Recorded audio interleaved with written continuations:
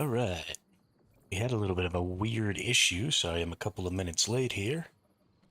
For some reason, my game was telling me to go F myself when I was trying to hit the record button. But we're all good now. Get that thing going.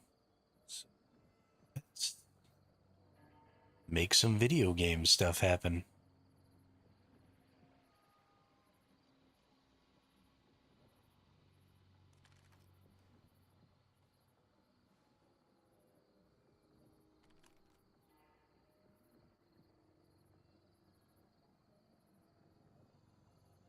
Fantastical.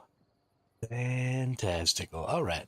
Let's get back to base. We don't need to be out here in the middle of fucking nowhere.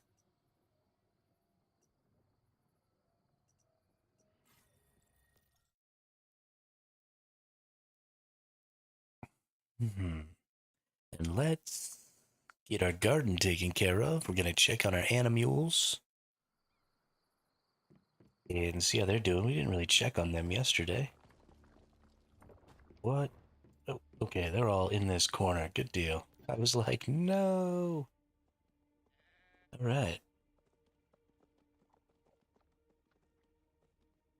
Got a 96% there, a 91% there, 96% there, 96% there, 97, 92. Everybody's doing good, which is friggin' tastic. They don't appear to actually be eating any food, though. Like, my food isn't going down. I think there might be some sort of a glitch. Um,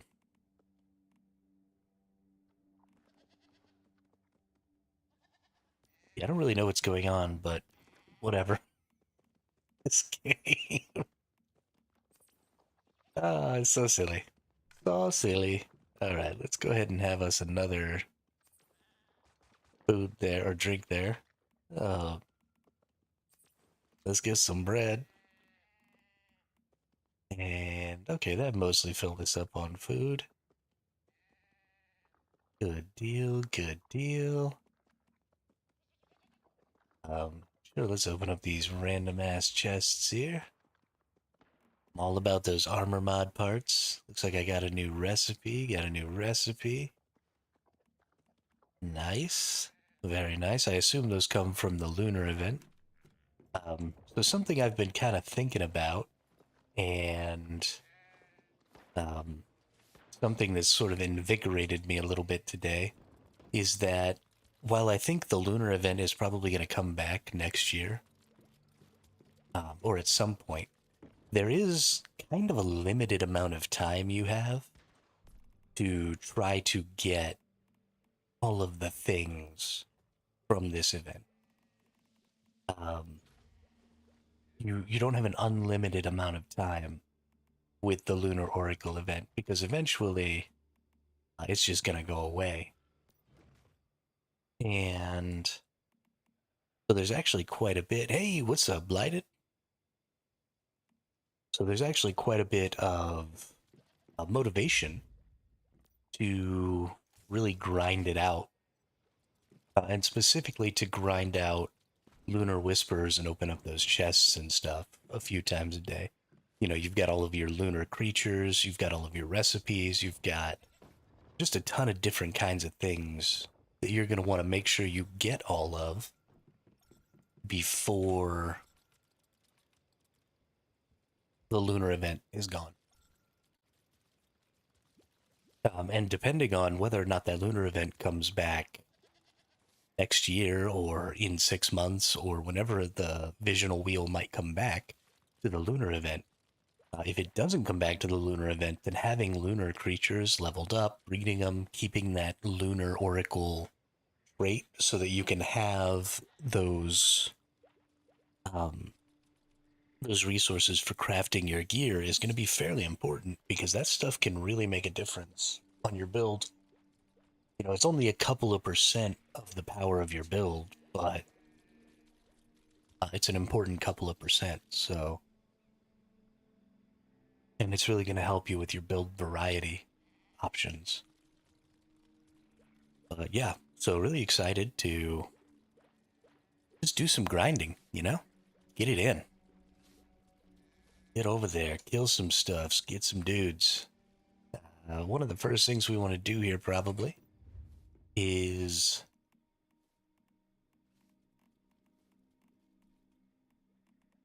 let's make some more trank arrows. Okay, I can make 64 more trank arrows. Gonna need more engineering plastic. We have so much rubber. Gonna need so much more Stardust Source, but I'm probably not really gonna be starting to get that until I start farming Pro Mode next week. We need to get ourselves some more steel ingots. Let's get these crafted up first.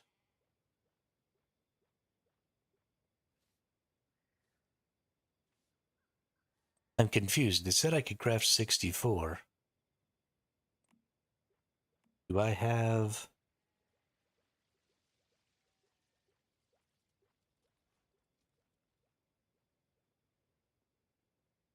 Now it says I can craft 37. Okay, so it's just a glitch. I can't actually craft anymore.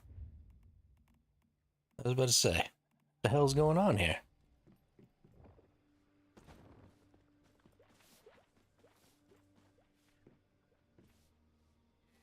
Oh, what up, Faux Daddy? How are you on this fine day?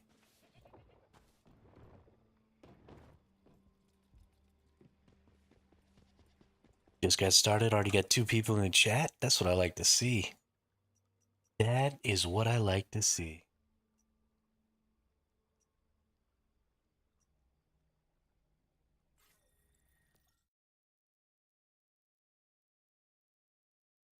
Still deciding. It's very discerning of you.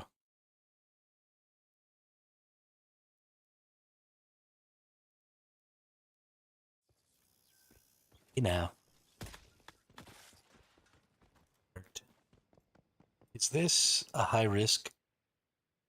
Or is this just regular? Yeah, this is just regular dig to hell. I don't actually care about regular dig to hell.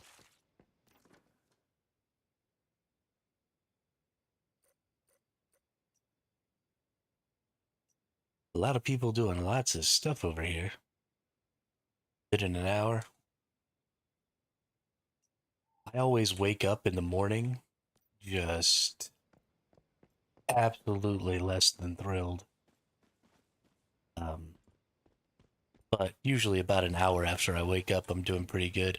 I take a little bit of magnesium and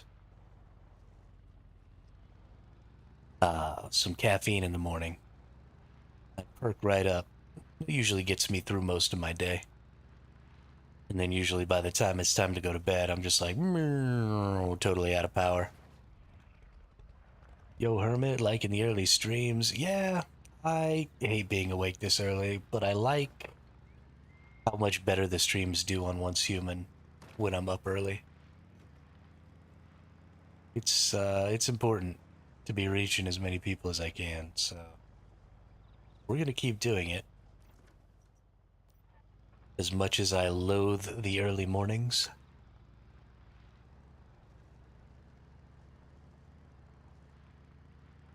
You know, because I care about y'all. And I want you all to be happy. And because this game has a much broader audience than just the US and UK.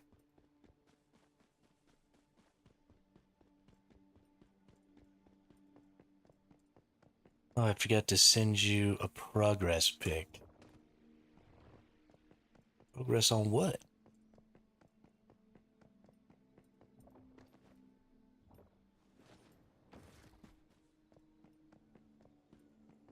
Alright. So one of the things I want to go do is I want to go back over here. I thought that I had purchased enough.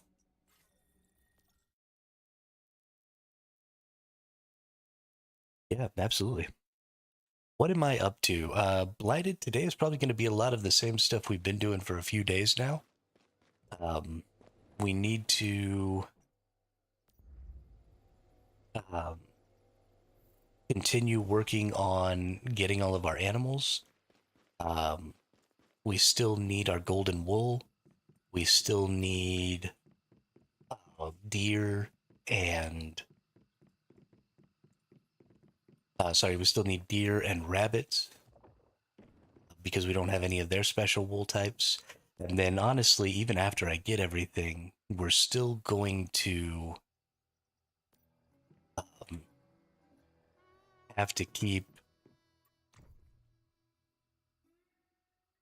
getting more creatures because we want to get like to tier 3 for all of our wolves. We want the tier 3 trait, and we don't have that yet. So we're going to be doing that. We're going to be grinding out the lunar oracle event that happens every day because that lunar oracle event is extremely important because that's the only way to get the lunar creatures. And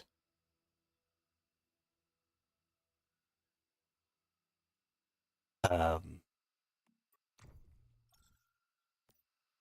so I have a lunar wolf and I have a lunar goat, but I don't have any of the other lunar creatures right now.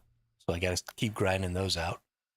Um, so it's honestly just a whole lot of grind going on, you know? Golden lunar or reg what?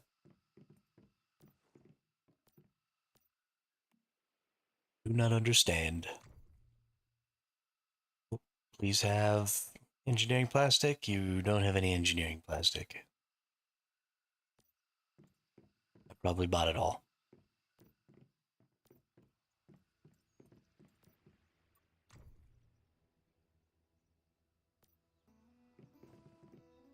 Yeah, I need the golden wool. Is the only one I don't have. And I still need a lunar deer and a lunar rabbit. Engineering plastic for 150. F it. We're just gonna buy it all. We're gonna run out of freaking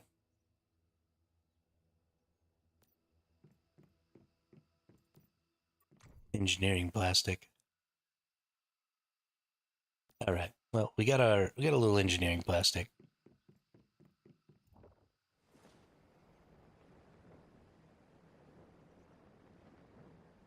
But yeah, probably the most important thing is just making sure we get all the lunar creatures because that golden wool isn't going anywhere, right? That's like a baseline thing. And so if we don't get that right now, and wow, I am suffering from lack of rubber. I think I got a disassembly bench thing that gives me more rubber, like super duper early. I'm fairly certain. Parts, fabrics, and plastic, metal scraps, electronics, and parts. Nope. I just, for some reason, have an obscene amount of rubber. Oh, no, I bought. That guy had a bunch of rubber when he was selling everything for one energy link. Um, that's where I got all my rubber from. That's right. You have to buy a ton for just one energy link.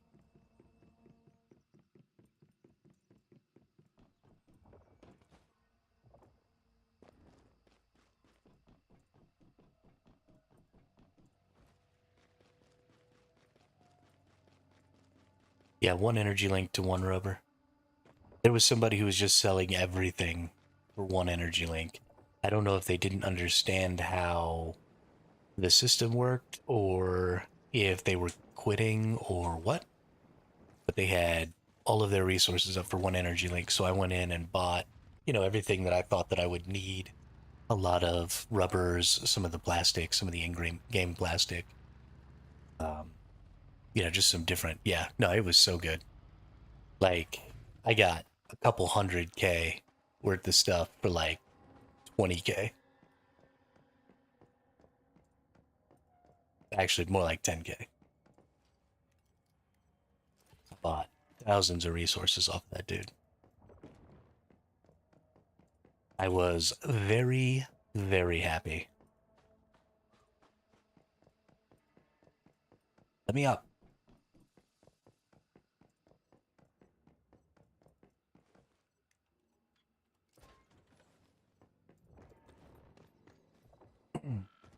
um, I'll probably put something down below, but I am like absolutely starving right now for some information on the game Light No Fire.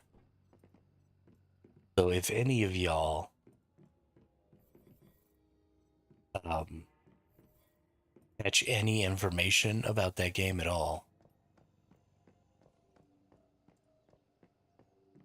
let me know. That's the one way up north, right? Like all the way up, sort of in the northeast corner. Light No Fire. There's only been a very small amount of information put out about it. They put out an announcement trailer January of 2024, and they haven't put out just like any information since then at all. And I'm pretty desperately interested in that game. I think it's going to be phenomenal, and I think it's going to be right up my alley, and I think it's going to be kind of right in this channel's niche. So just if y'all see anything about that game that I miss, it is going to be on Steam. Yeah, you can wishlist it right now. It's made by Hello Games, the people who made No Man's Sky, and it's sort of like a fantasy No Man's Sky.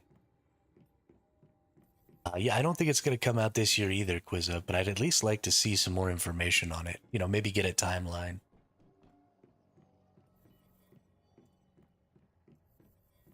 Um, the person who's putting it out, the CEO or whatever of Hello Games, said that they weren't going to do a lot of media coverage on it until it was like time to put it out.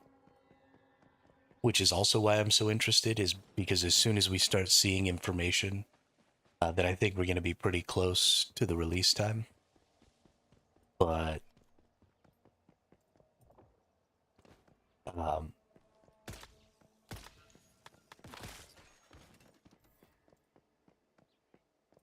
low dev? What's a low dev? What do you?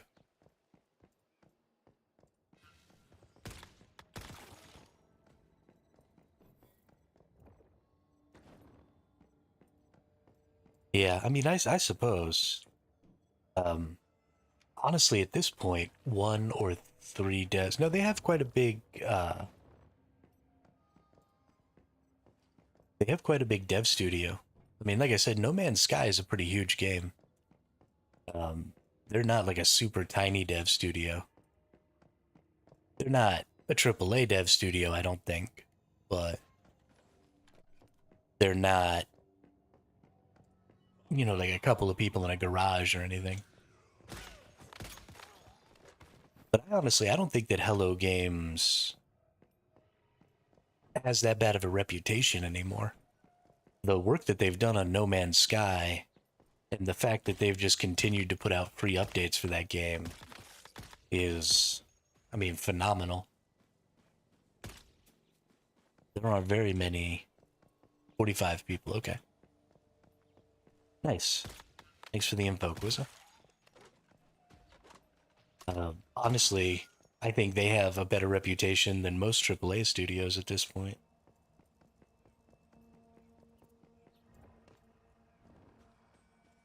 Oh man, did you see all the information coming out about Ark Aquatic? I fucking give up. If if the publisher of Ark 2 is Snail Games, I won't buy it. I love Ark. I love Ark so much, but I just can't support that publisher anymore. I refuse.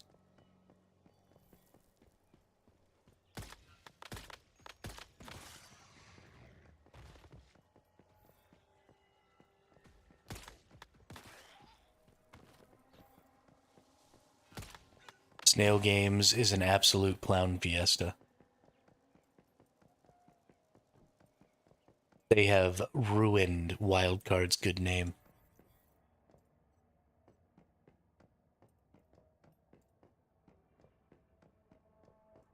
And hold it like a bong hit, Faux Daddy.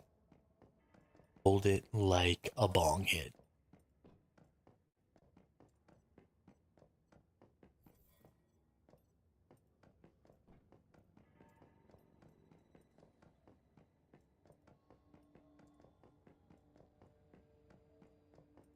Yeah, no, I mean, when you look back at the beginning of Ark, and even though that game was just a broken piece of trash, Wildcard did such a good job with their monetization strategy, and they were so focused on just making sure that they put out a good game and that they weren't being predatory.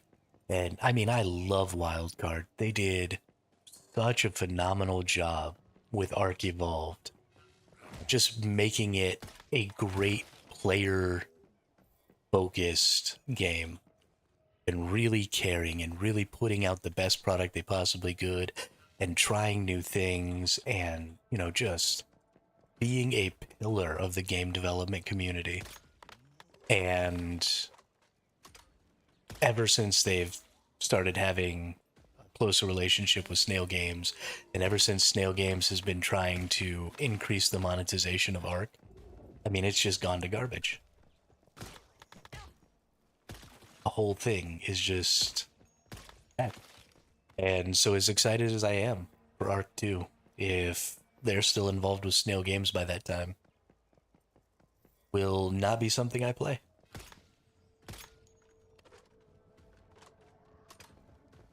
Because I just can't. And I'm going to do my very best to never play another Snail Games game. Because those people suck.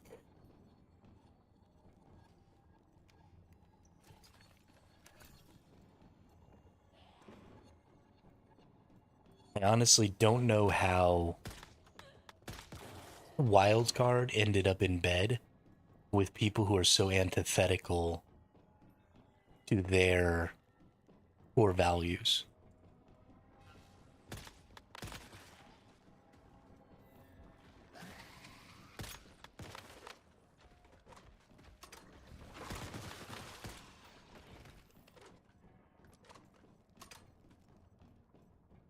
It is freaking wild.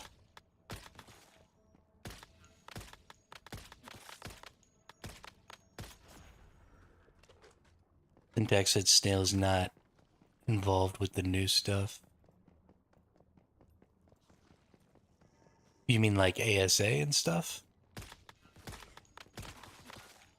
I mean, they're still the publisher. Even if they're not um like helping with the development of any of the new stuff, if they're the publisher, then they've still got, a little bit of pull with what happens.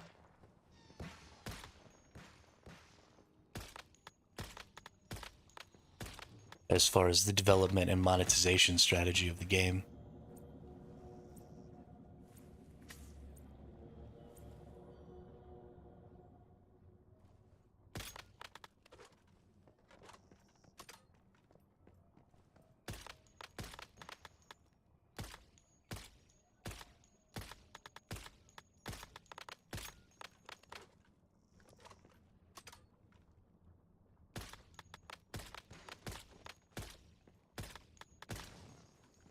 Their devs are not involved.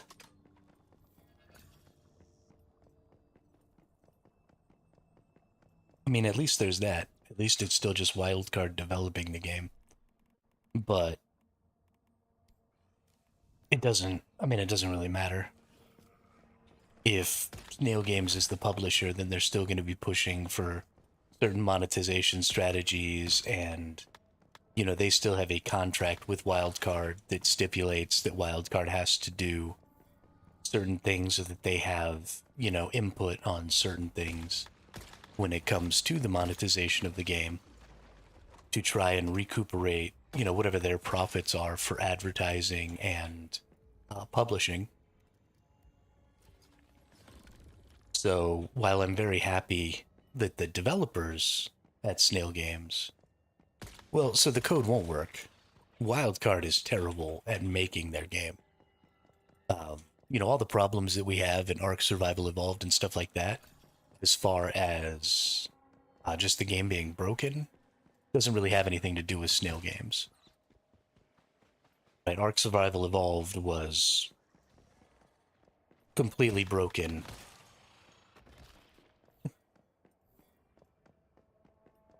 Wildcard is doing the coding. Wildcard is the development team that makes Ark. It's their IP.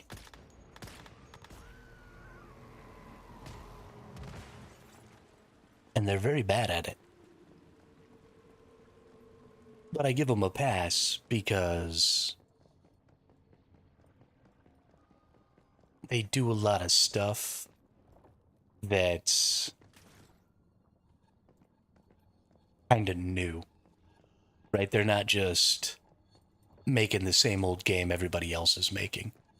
Ark is incredibly unique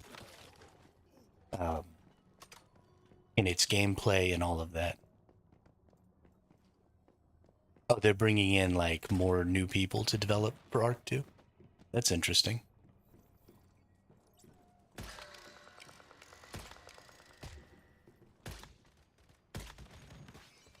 Why wouldn't that thing die? Yeah, I mean, Ark is wildly unique. And so if things are going to be broken, I've always been able to deal with, people falling through the terrain and, creatures just randomly dying and stuff like that. It sucks to have that happen, but that's never been the game breaker for me, or the game, um, the thing that makes me not the deal breaker. There you go. It's always been, and that's why I played Ark Survival Evolved for as many hours and as many years as I did. Is even though it was broken, and even though sometimes it was like, okay, I can't keep playing this game. I got to take a break because it's just so broken. It's pissing me off. I always went back to it, but I don't think I'll go back to ASA. Um,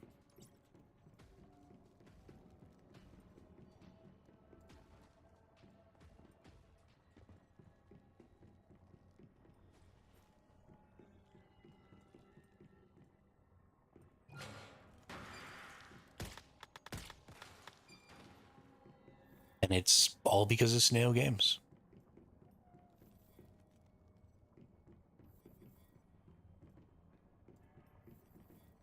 NVIDIA GeForce Now, baby. Rig can't handle ASA very well either. Or at all.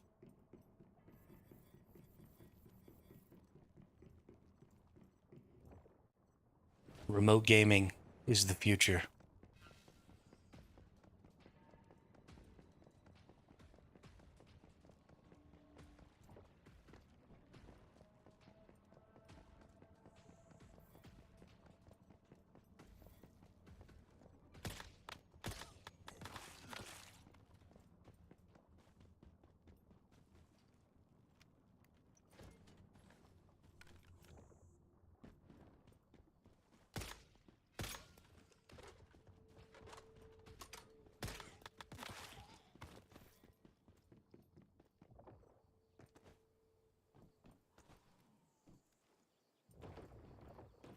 Yeah, Once Human kind of came out of nowhere, didn't it? Like, I had seen a couple of videos on the internet of people trying out the beta and stuff, but that information was pretty few and far between. And then all of a sudden the game launched, and it was like this huge success. This is a silencer, but this is not a bingo. This is the Brahmini, the bounce gun. But fuck yeah, it's a silencer.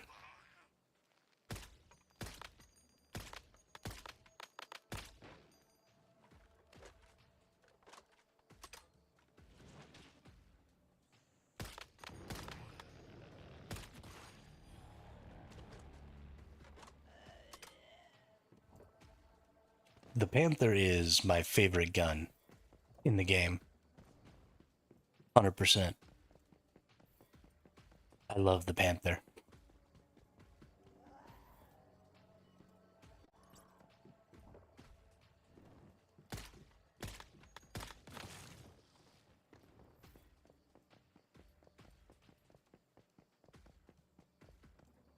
You know, I ran all the way back here. I don't even think I got all the resources because I skipped the dumpsters.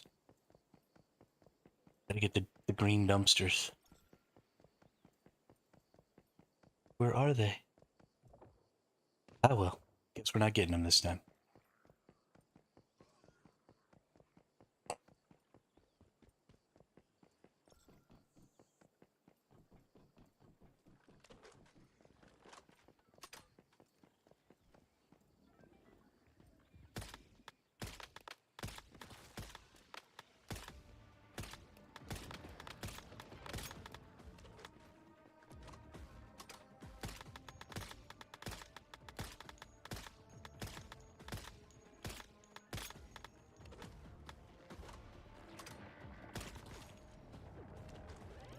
The dookie done.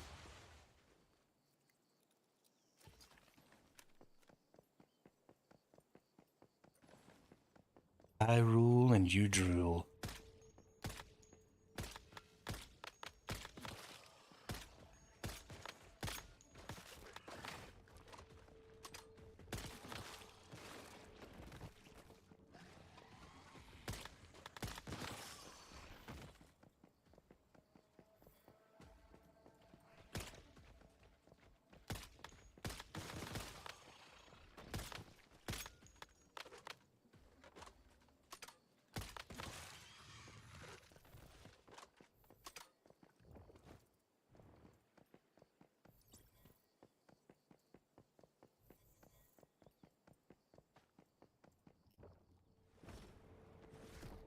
Ba-ba-da-ba-ba-da-ba-ba-ba-ba-da.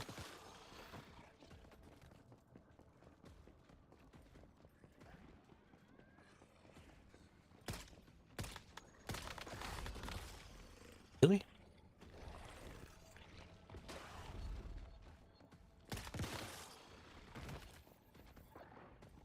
What an asshole.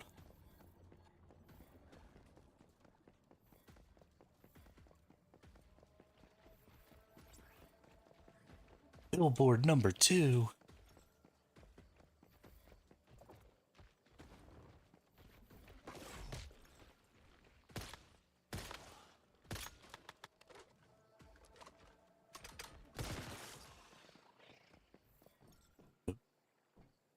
Message. Ooh, nice. That looks very good. That looks very, very good.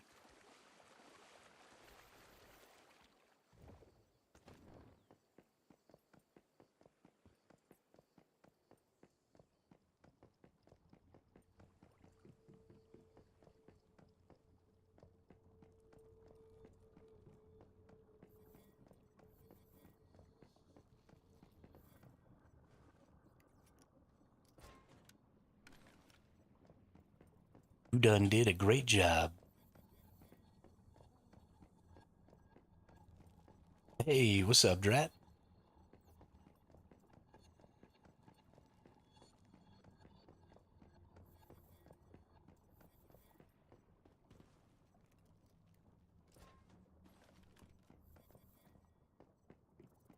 You know, it's going all right today. Going all right today. Got some car work to do a little later. See if I can't figure out what's wrong with my little brother's vehicle.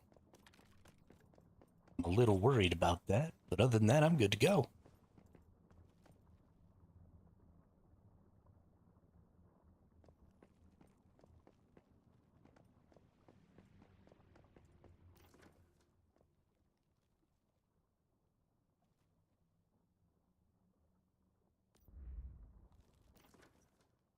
Let's go home.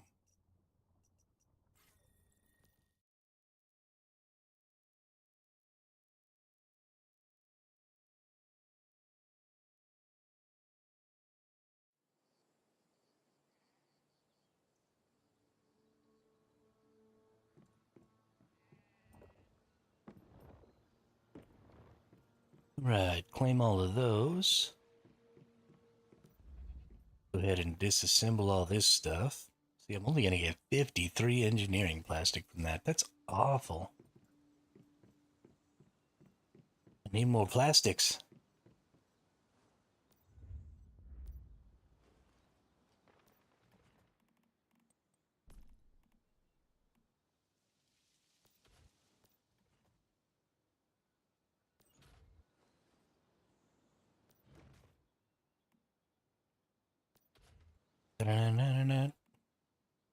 Now.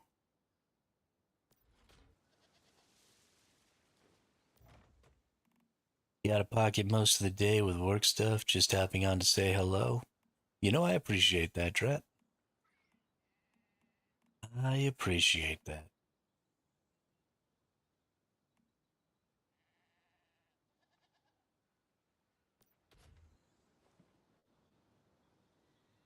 When you get tired of working, you just come on back. We'll try and keep you entertained.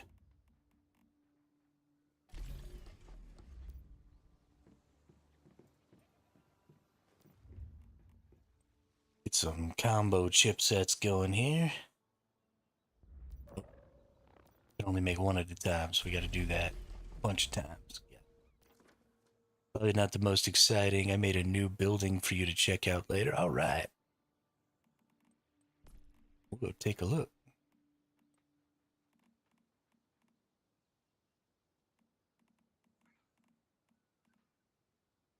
Hey, what up, Rabbit? New playthrough's going great. There's a lot of stuff to gather when it comes to the Lunar Oracle, and so I'm pretty happy about just having some stuff that I need to go and do and accomplish and collect. That's really what I'm all about in this game, is just trying to get all the things. And they keep adding new things, and so I get to keep collecting things. I'm okay with it. Like this crocodile.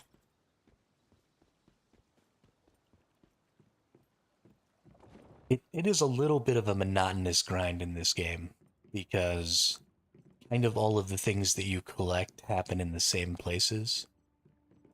And so it can get a little bit monotonous, but I'm excited nonetheless. And it's not too far in the future when we get our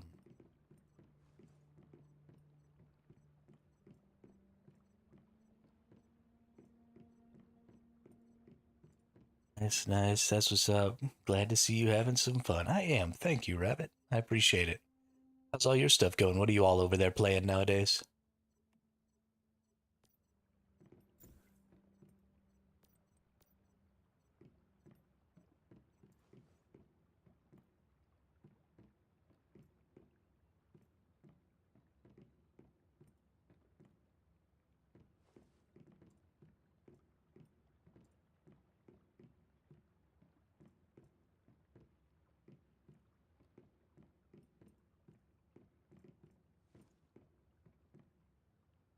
Da da da da da da da da da dum.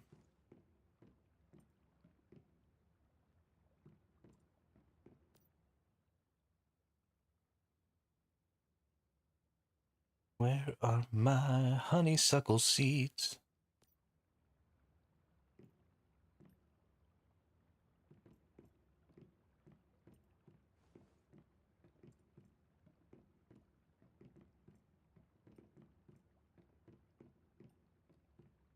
We're currently playing Ghost Recon Wildlands. It's on sale for like $6. Nice.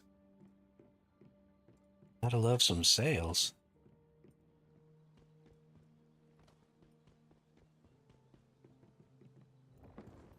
There's a really old school, I don't even remember what it was called anymore, but it was like on the GameCube or something. There was this really old four-person um, storyline shooter that I played with my brothers, and I always enjoyed playing it.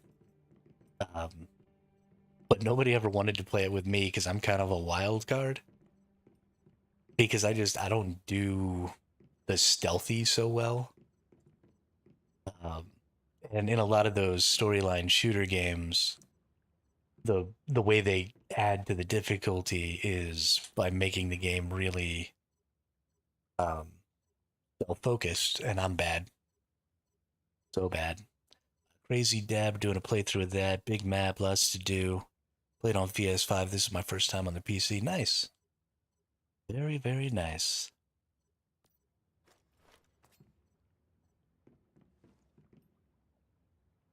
It was probably one of the Ghost Recon games. It might have been. It might have been. It was a long time ago.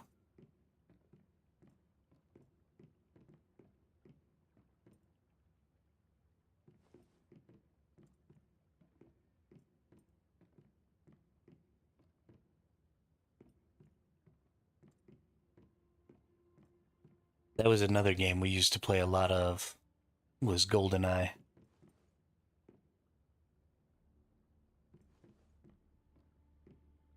It wasn't super stealthy, but you don't want to be dying all the time and having the team come save you.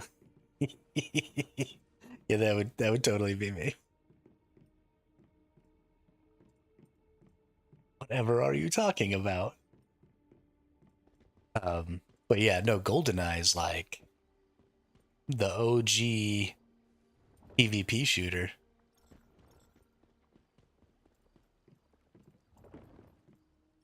He used to get down on some GoldenEye. No golden guns, no odd job. We usually played pistols. My older brother was a dick. He learned all the spawns, and so he'd kill you one time, and then he'd just run the circuit of the spawns and find you again, kill you again, because he was an asshole.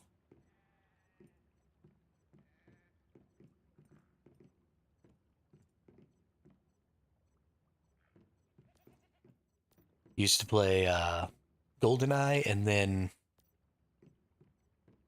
Perfect Dark. Yeah, Perfect Dark.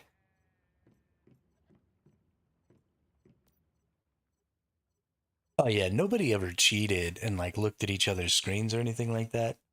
My older brother just knew all the spawns really well, and he would just go run around checking them all real fast. We, because me and my brothers grew up um, playing video games together, and because, you know, we grew up in kind of a small town, and we grew up kind of in the middle of nowhere. So if we couldn't play with each other, then there wasn't really anybody else to play with. So we got really good at like creating rules and then following those rules as a gentleman's agreement, right? Like you don't watch the other person's screen. Um, whenever we had new games, we were always really good about sharing time. Um, so we would get the new Zelda game, and then we would just play one save on the new Zelda games, and we would all sit there and watch. And when it was your turn and you had the controller, then you were the one in charge of where we were going and what we were doing, and everybody else would just kind of sit back and shut up and let you do your thing, unless you asked for some help or something like that. And then, when you accomplished a task, or when you felt like you had gotten your fair share, we didn't even have like a timer or anything like that. It was just when you feel like you've done your fair share of playing, then hand over the controller, and somebody else will play for a little while and go accomplish a different task. And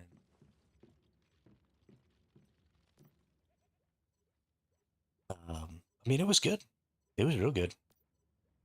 I have never had difficulty sharing with my brothers. They have always been really, really easy to share with.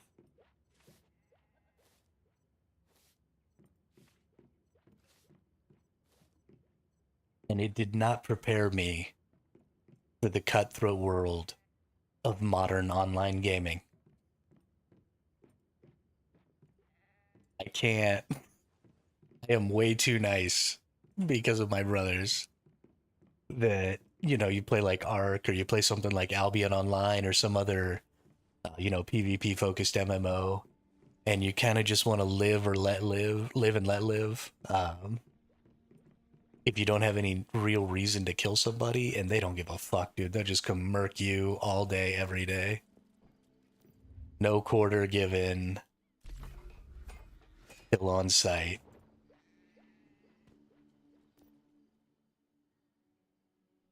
So yeah, I definitely feel like I've got kind of a disadvantage because of that.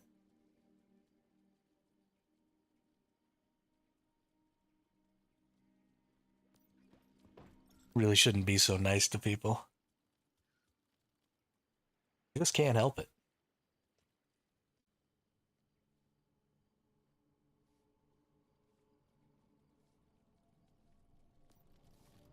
Maybe.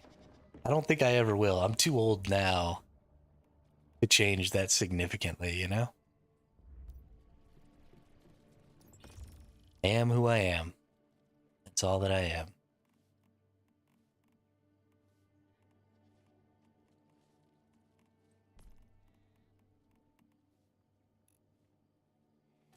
All right. Make those happen. Get all those chipsets out of there. Let's go do this lunar event. I'm a little bit behind here.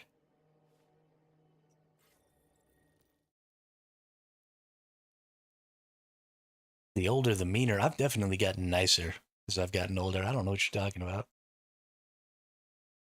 Somebody tells me a different hermit was running No, see, we were pretty nice in DAOC too. Um, in that, you don't, obviously you're not nice to the enemy, right? Because that's a war zone. The whole point of being out there is PvP. Um, but eventually you got things like Labyrinth of the Minotaur and stuff like that. Um, and we were pretty nice down in Labyrinth of the Minotaur. We wouldn't necessarily kill on sight people from the enemy groups. Oh, I need to get one of my foods or one of my drinks. I'm not going out there with no hit points.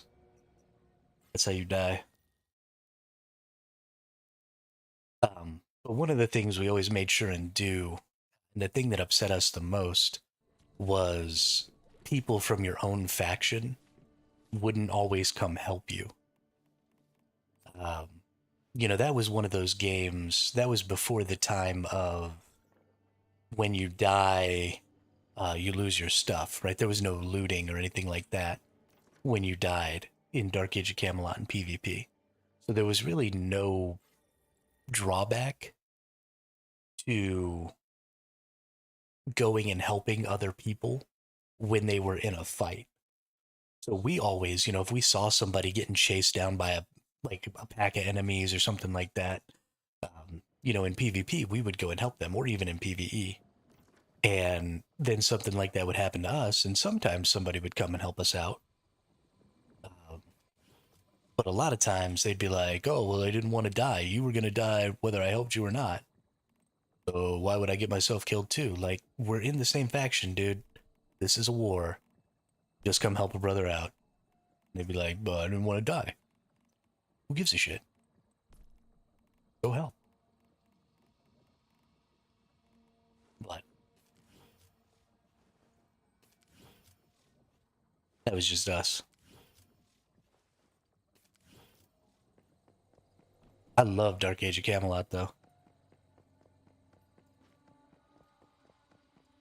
God, I love Dark Age of Camelot. I miss that game. I want something like Dark Age of Camelot to come out in the future. Sort of. Um, you didn't have to like go get your body back or anything like that. So, you could camp the spawn of the enemy team, but there were extremely strong defenders at the spawn castles for each group. So if you did camp the spawn, Then eventually you would just accidentally get too close and get yourself murdered. And they would just one-shot you. They were, like, super strong.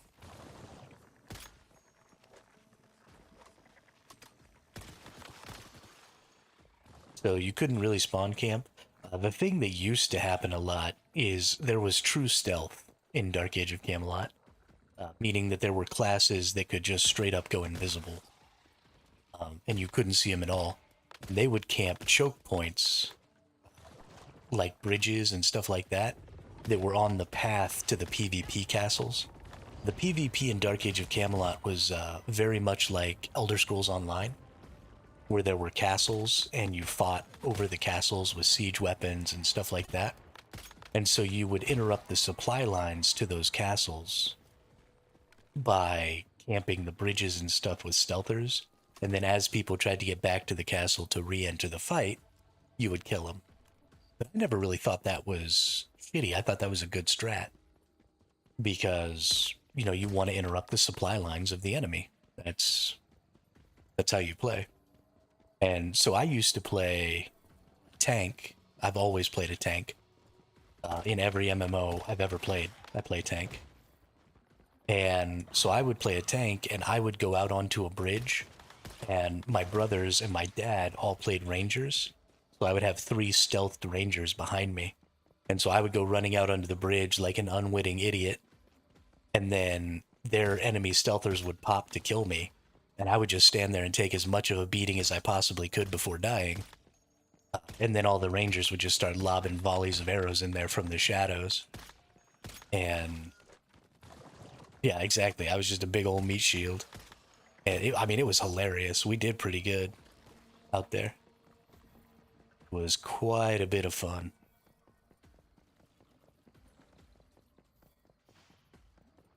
Really enjoyed it.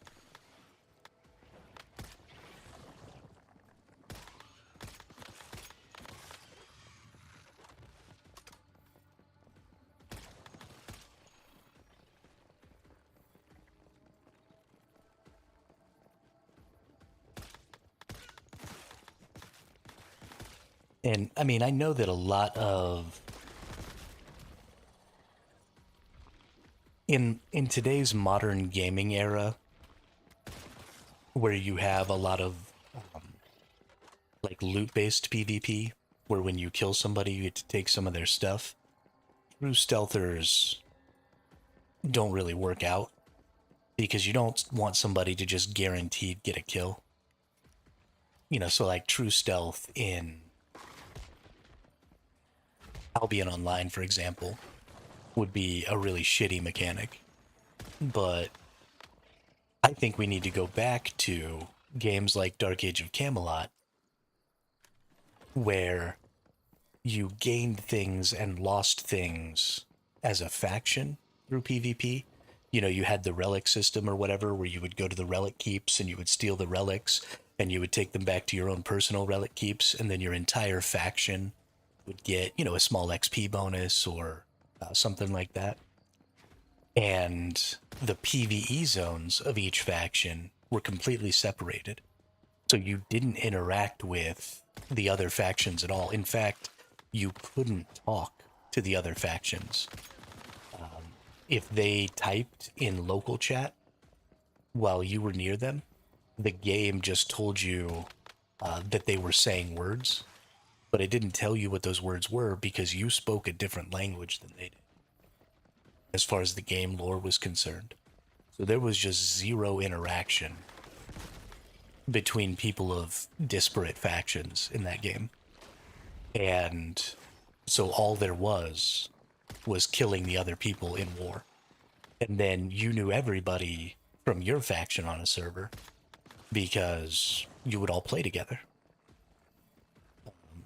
You know, and there'd be, I mean, I don't know how many people there were in a faction, maybe a couple of thousand people per faction per server, maybe a couple hundred, I don't even know. It seemed huge back when we were playing, but that game's super old.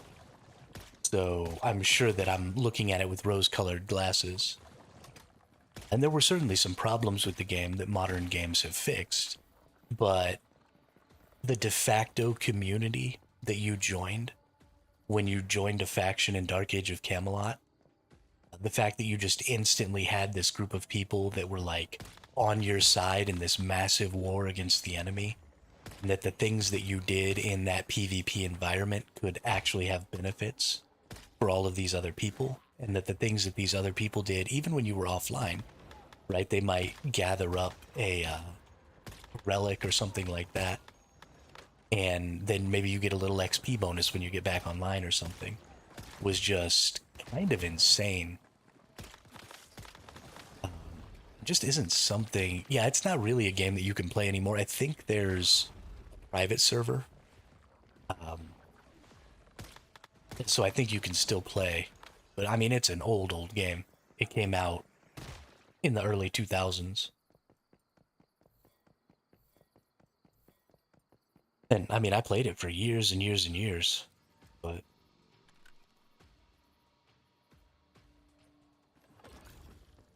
I think that specifically that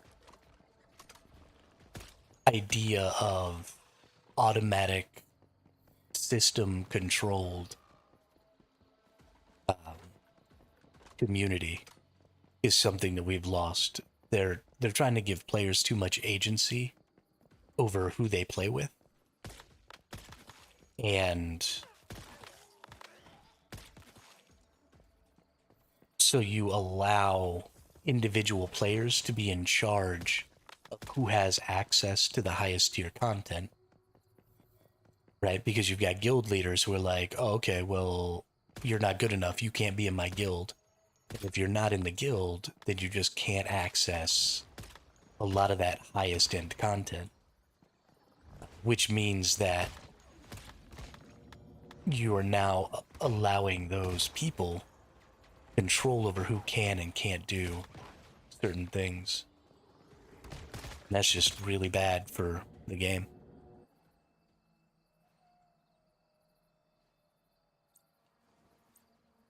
Hated the loot pool.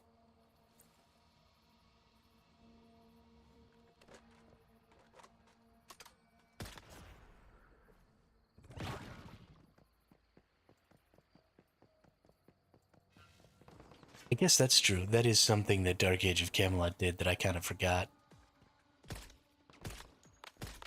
There's no way I'm going to be able to kill one of those on my own. Dagnabbit. The fact that you had to, like, trust the person who was leading a raid or whatever to distribute the loot.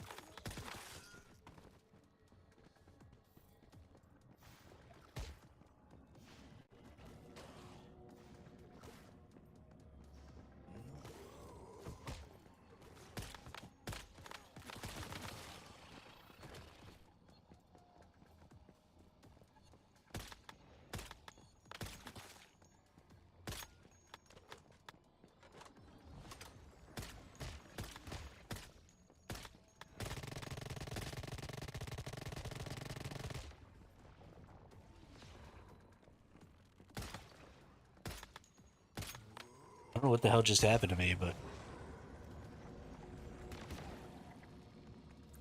Okay, I am getting dookied on right now. These Lunar Oracle events are nothing to sneeze at.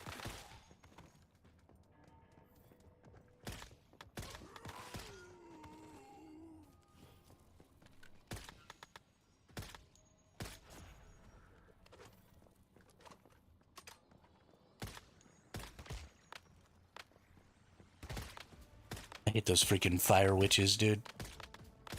They kick my butt so hard.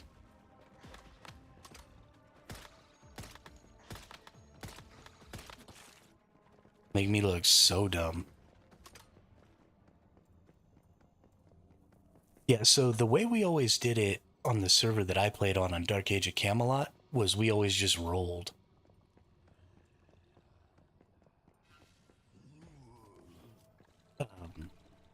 For loot. And so they would just say, okay, these are the items that dropped. Everybody who, you know, wants a certain item rolls. I wasn't even in a guild in Dark Age of Camelot. Just me and my brothers and my dad created a guild with ourselves and never had like a legit guild in that game and still managed to get totally geared all the way just by going into mostly we did world bosses in Dark Age of Camelot. There weren't really dungeons like there were in WoW. Everything was open world in Dark Age, and so you would just go in to do a world boss. And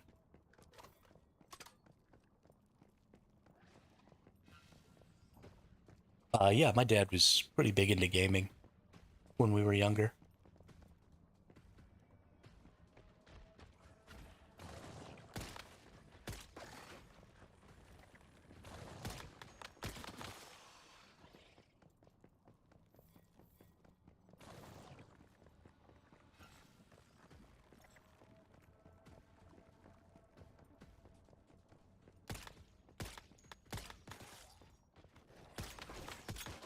Especially once we went off to college, playing MMOs was kind of something that we did to keep in contact.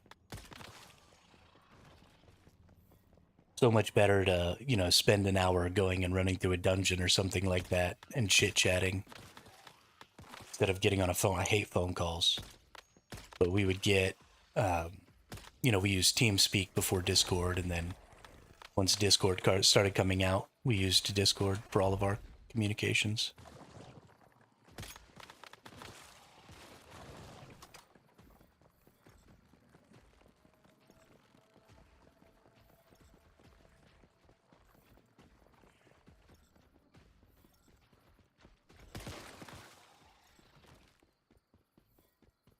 That's unfortunate. My dad was not a perfect man, or is not a perfect man. He's still alive. But one of the things I never had to deal with as a kid was my dad didn't gamble, drink, or do drugs.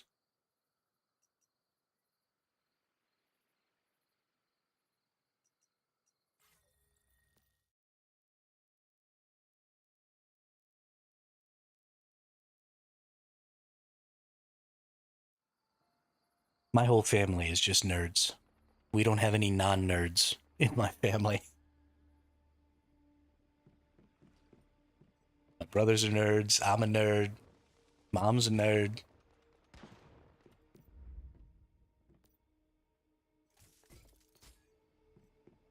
We all nerds.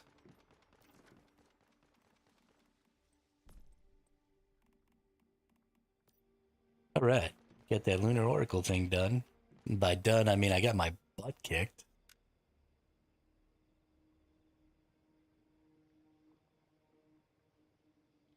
That was embarrassing.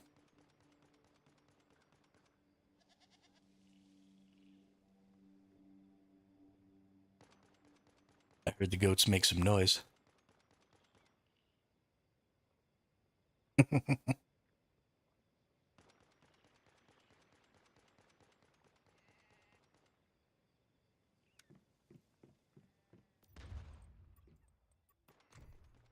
Repair some stuff here. We repair some armor.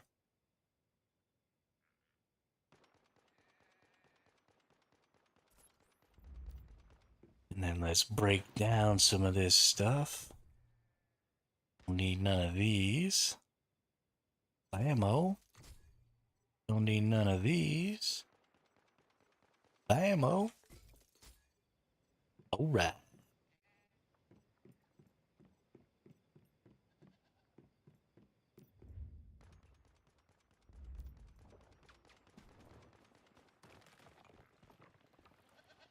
I guess it's goat farming time.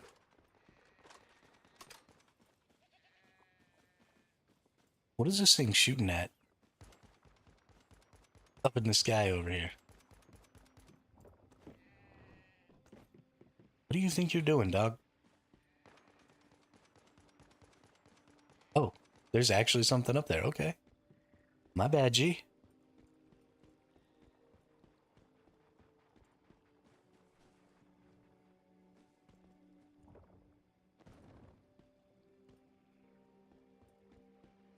How many sets do you have at a time? I usually only have one build going at a time. Oh, daddy.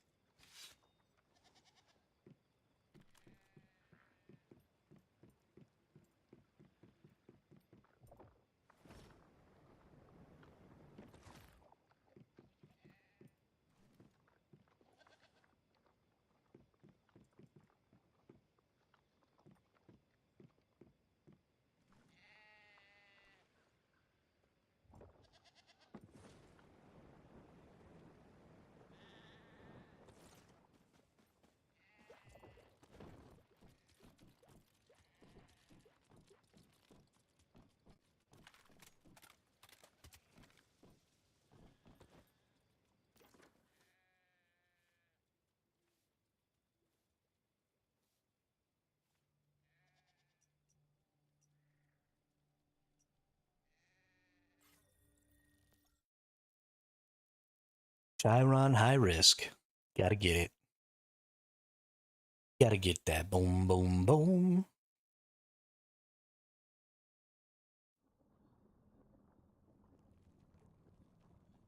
All right.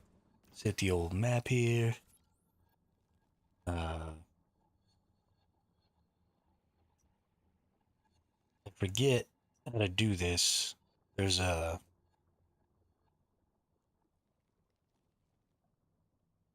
There we go.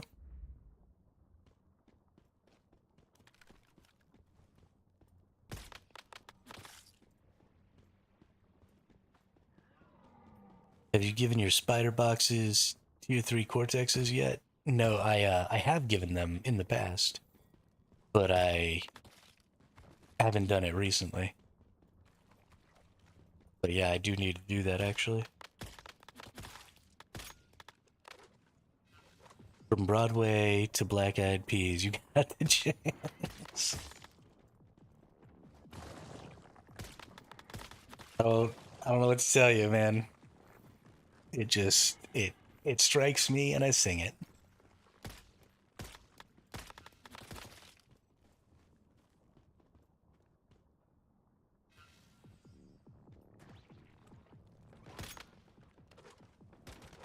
I have no ability to control the songs that come out of my mouth because they're always just related to whatever I'm thinking about. You know, a lot of people have an internal monologue, have an internal jukebox, and just whatever I'm thinking or thinking about or whatever is almost always related to a song. And it just comes out.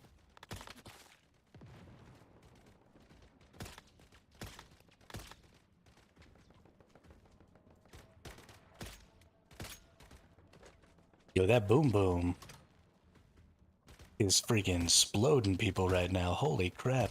Good for you, dude.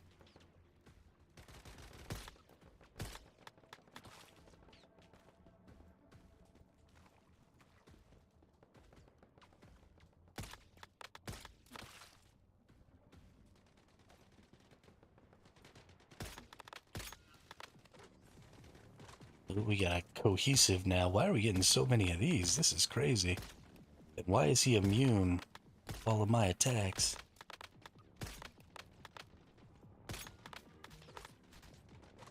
This is unacceptable.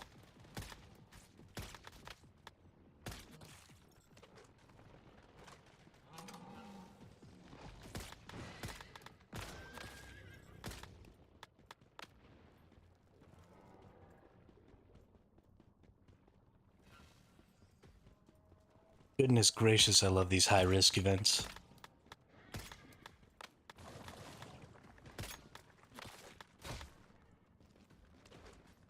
Okay, I'm pretty sure I just got hit by an invisible enemy.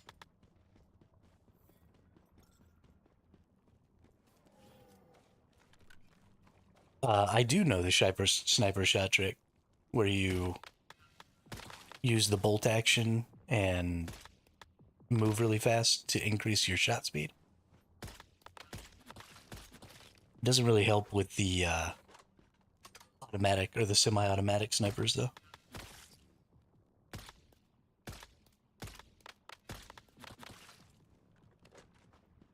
I don't use that particular trick because it's an exploit,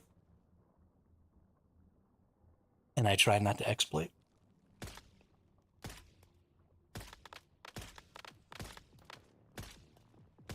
Especially in this game.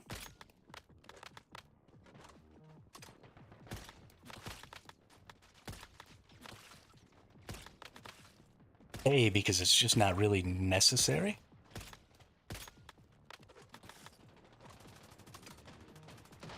I don't know if you would get punished for it or not. I haven't ever seen anybody get punished for it.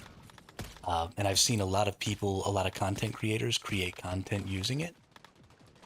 So I don't think it would be something you would get actioned on your account for. But this game does action people's accounts more often than a lot of other games I've seen and played in the past. So I am actually quite a bit more careful in this game about using exploits and tricks and stuff like that than maybe I would be normally.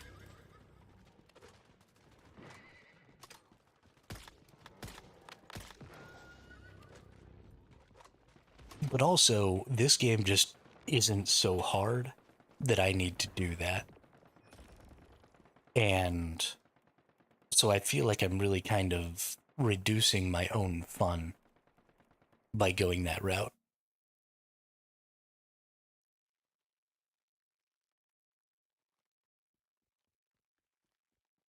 I mean, there ain't nothing wrong with a little spray and pet pray. I love. Let's get a bounce mod here. Multi-bounce, boomerang bounce. Ooh, that one got purple, blue, double green. Let's check that out. The more bounces, the higher the damage. Bounce damage, damage against great ones, status damage reduction, damage against normals. If that was damage against elite instead of damage against normals, I might tier that up and put it on.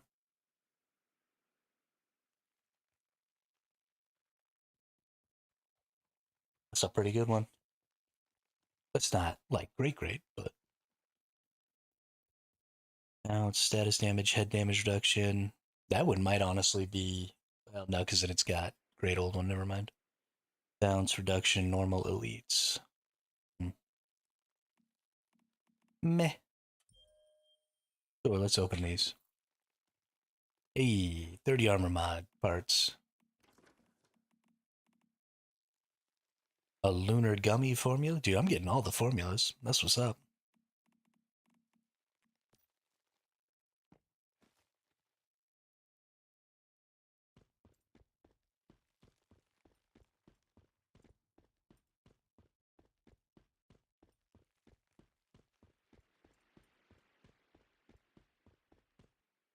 All right. Teleport back to the house so that I can teleport somewhere else.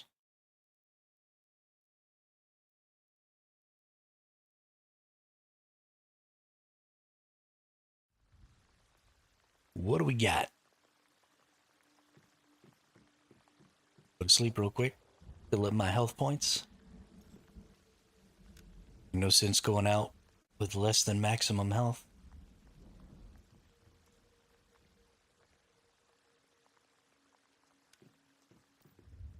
While we're here, maybe make some activators. I think I got mostly everything I need here. Water that I'm a little short on, which is fine.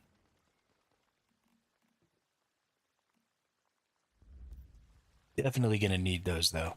I'm bad. I get hit a lot.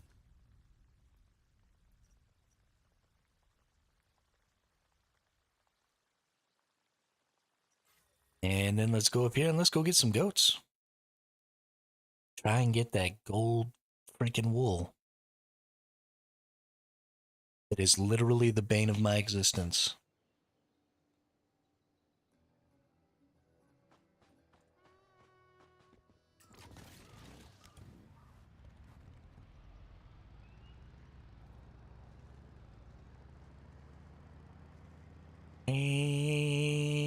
Swangish, wangish, wangish. Ever tell you all about that time that I flipped off the back of a dirt bike when I was a kid and landed on a barbed wire fence?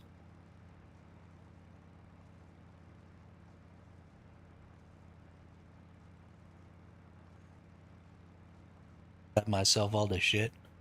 I got super lucky. So I more landed on and not so much in a barbed wire fence. Yeah. Um, when I was little, like 10 or 11 maybe, we got a little 80, I think it was a Kawasaki 80cc dirt bike and a Yamaha 100cc dirt bike because we grew up on 40 acres of land out in the middle of the desert.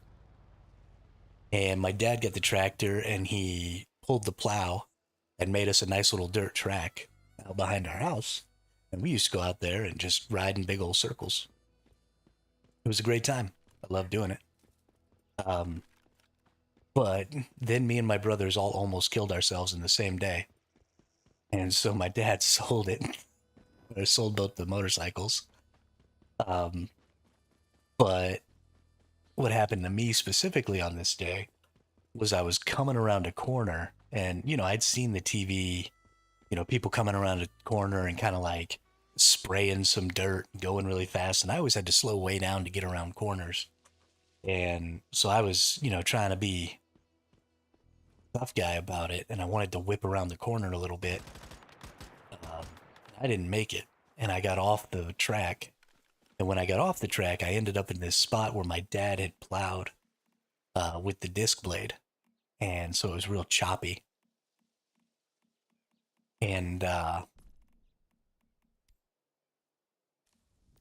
didn't, I kind of totally lost control. Yeah, I got launched.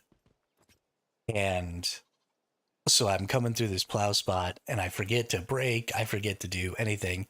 And I'm just bouncing up and down. And eventually I get thrown off the motorcycle. But the motorcycle is still going and it hits the fence before I do, which is probably the only thing that like saved all my limbs. Was when it hit the fence, it laid the whole fence down. And then I landed on top of the fence and like skidded across it and cut the crap out of my leg and my arm and stuff. But I wasn't like tangled up in it because it was laying flat on the ground and I just skidded across it. Which, I mean, thank God. If anything else had happened, if that bike hadn't hit it first, I'd have just ended up like inside of this fence all wrapped up. And it would have been a bad day. But yeah, then my older brother tried to take his very first jump in that same day, um, and landed upside down on his head. So, so my dad was like, "Okay, well, no more bikes for y'all." Yeah, yeah, it would have been interesting at the very least. Would have been interesting.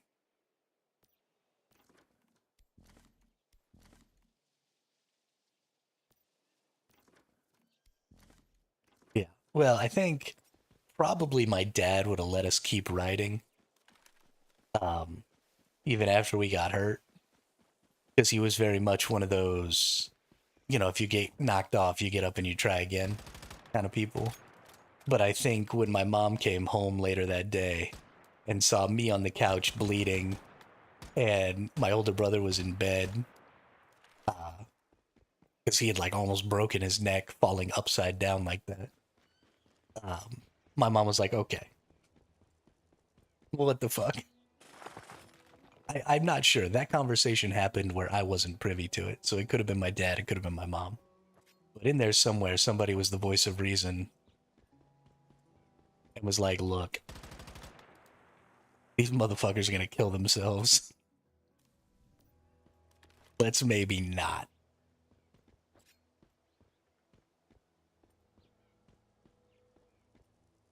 was good times. It was good times. And then so that same day, my little brother was over at his friend's house, and his friend had a couple of motorcycles, and they were out. And my little brother tried to do a jump too, and almost flew off the motorcycle. And then he came home, and there's me and my older brother laid up because we just almost died. And then he tells the story about how he almost died. It was just a bad day all around.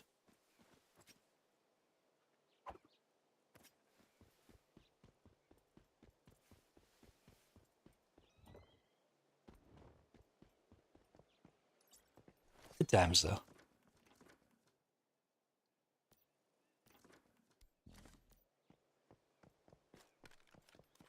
Better for that stuff to happen when you're young and dumb and your your body's a little more elastic, bounces back a little better. If that had happened to me now, I'd have probably broken a hip and ended up in the hospital. And but I mean, I didn't even go to the doctor. Wrapped that leg up real good and stayed off it for a couple of days and good to go. I think I've only ever had to go to the doctor twice for injuries I sustained while I was a kid. I got a piece of wire in my finger. Yeah, exactly. Back when you're totally invincible, do whatever the hell you want, jump off of buildings, and just complete disregard for safety. I don't miss very much about being little, but man, do I miss being invincible.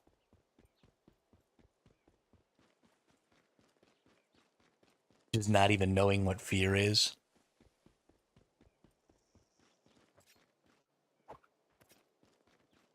And I was the cautious one. I'm not using the trank arrows because they're slightly more expensive.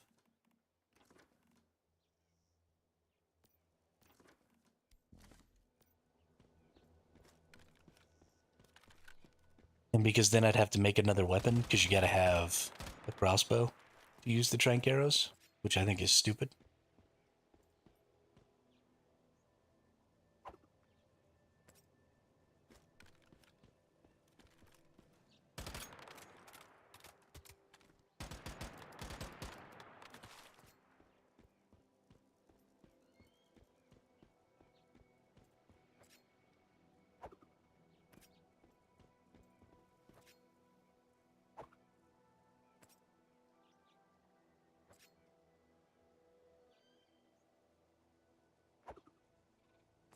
Besides, who doesn't want to make like crazy long throws at things?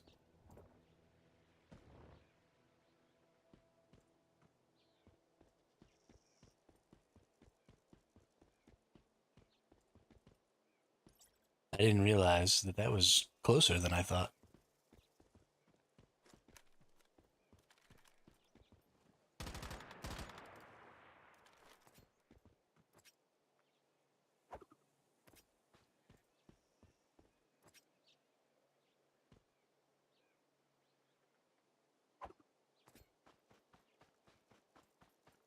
Yeah, we got him.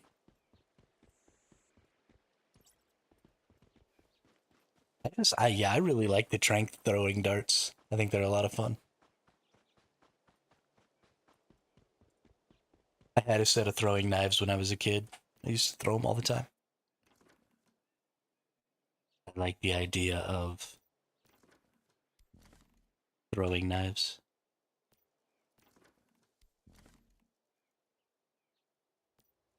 Okay, can we please?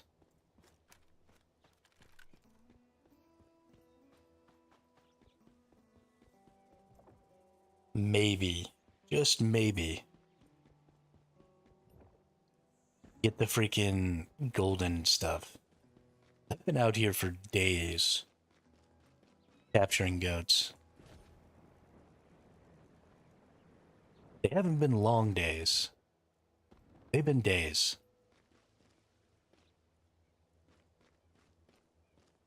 Are you kidding? You know, I've never thrown a shuriken before.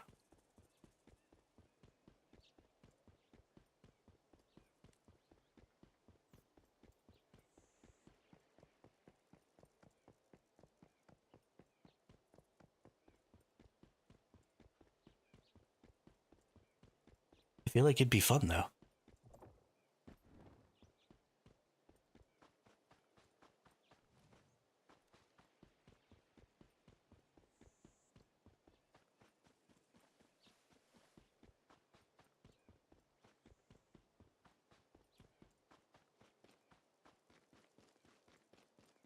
I mean, sure, but still very exciting.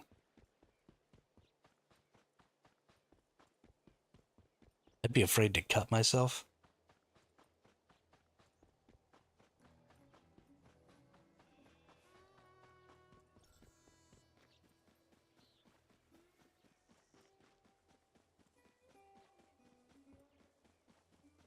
Yo, what's up, Ski?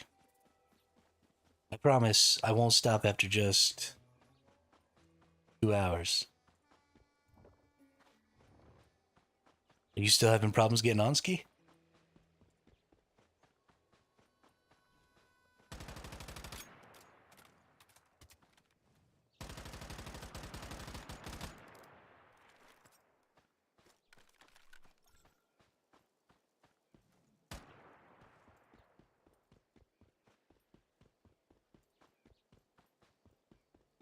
I tried again to log in, load all my settings, medium, got on for like 20 minutes, then crashed. Dude,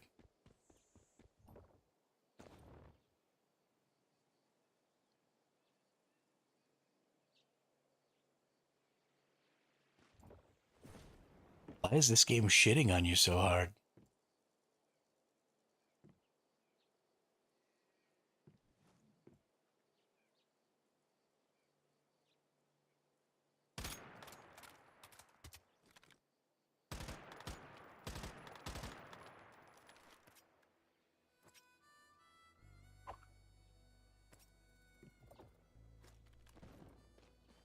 Lowest setting might give 40 minutes playtime. Yeah, no, that's not worth. Not worth at all.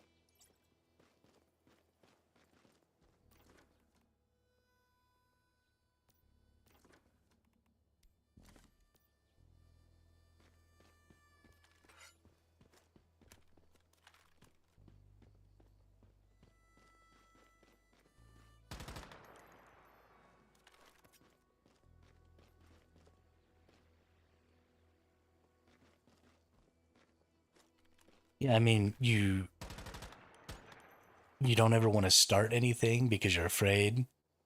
You know, like what if I start this dungeon and I crash and then I lose, resources or something I spent on going into the dungeon or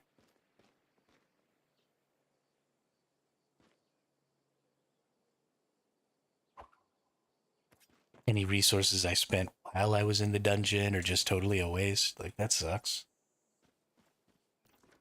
Nobody wants that. If you don't give me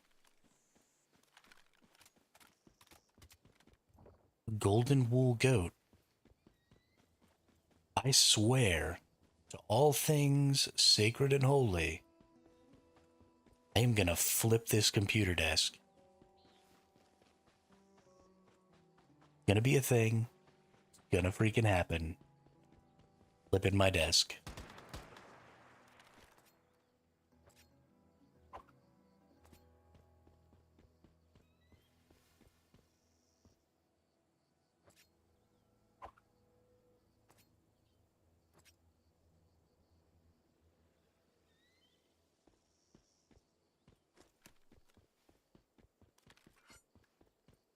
I will not.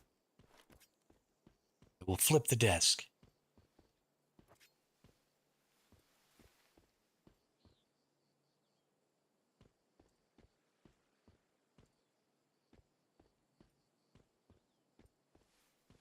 And I'll feel really bad about flipping the desk. And then I'll put everything back together. And then I'll just sit here and grind some more. But at the very least, I will flip the desk first.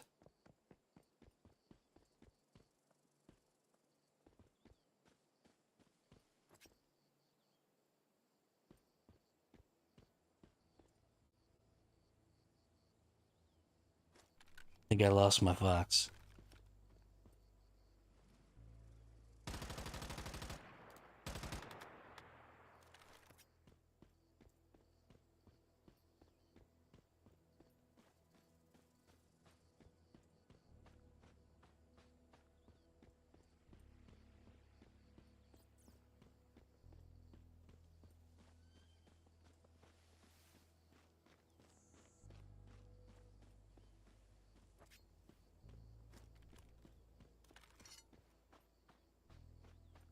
I got bored and tried Corner Kitchen Fast Food Simulator. It's kind of fun to play. I'm hooked to making burgers. Ski, that's ridiculous. If you want to make burgers so bad, just go get a job at McDonald's.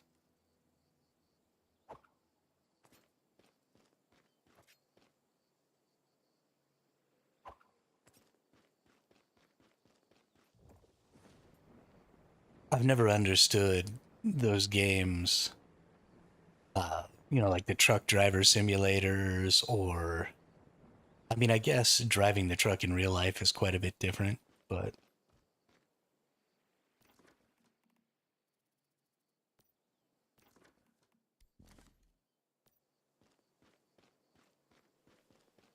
still, that's hilarious.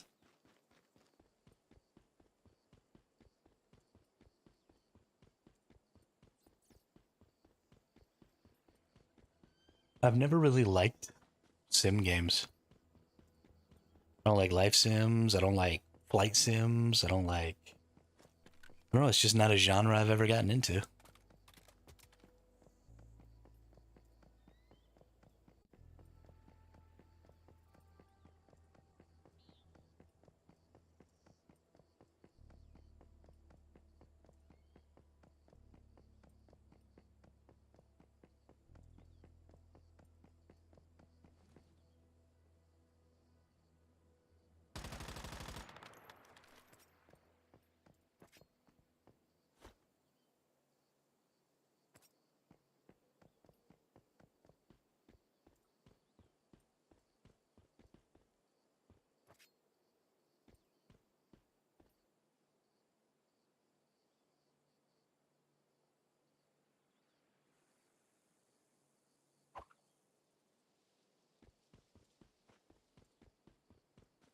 Playing those since Farm Sim '08.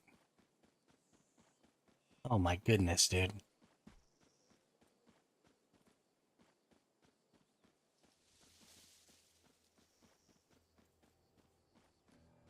I know a place where there's 40 acres of land and a tractor.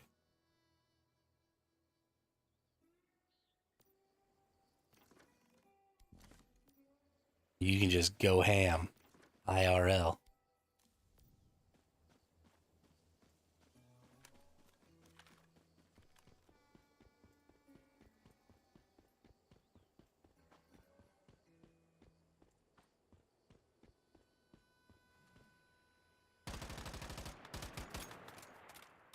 Admittedly, driving a tractor is probably one of the most fun things that you can do.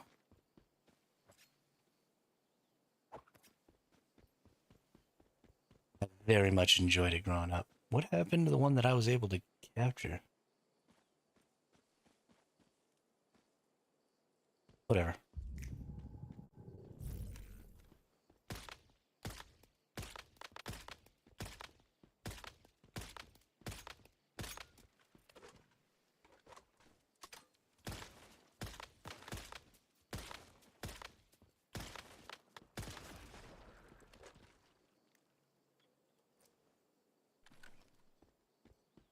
Worked with a potato farmer when I lived in Iceland.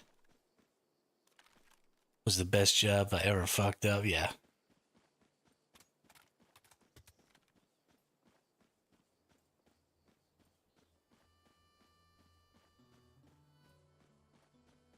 Yeah, working on property is hard work. But after being in a more corporate setting at different times in my life, I realized that there's just so much BS that you avoid when you work outside like that. The instructions are simple, the jobs are simple.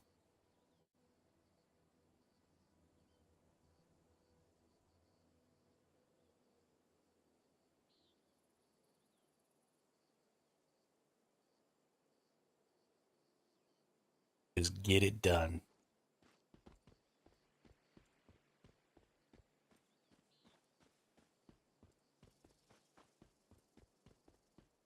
I never feel like anybody's trying to trick me, you know? Like when you're in the corporate world, it always feels like somebody's trying to trick you into saying something or trick you into doing something the wrong way or some bullshit like that. And when you work on a farm or something like that, it's just this is the very basic job I need you to do. It's extremely fucking hard. So go get to it.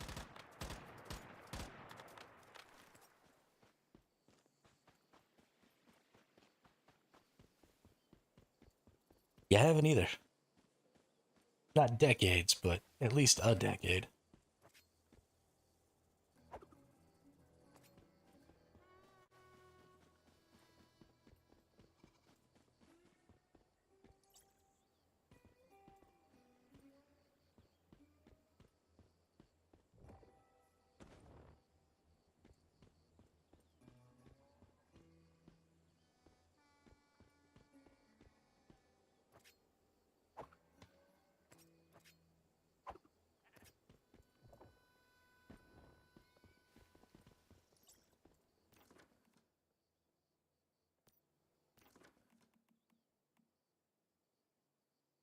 Ooh,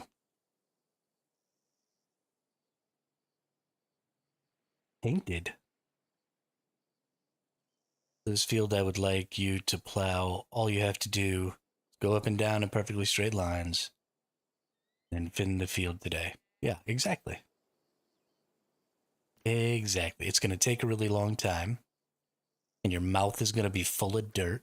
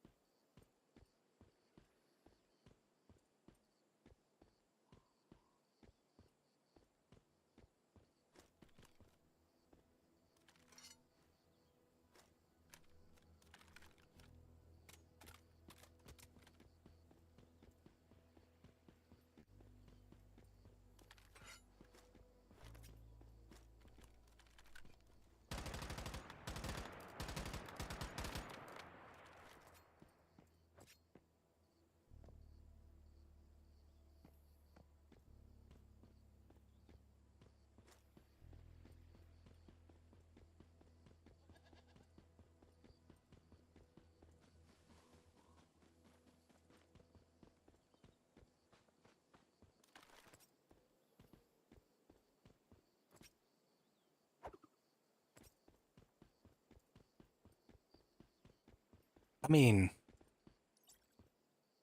most of the fields have fences. You just start on a fence. And then once you get the first one straight, lined up with the fence, you're good to go for the rest of them.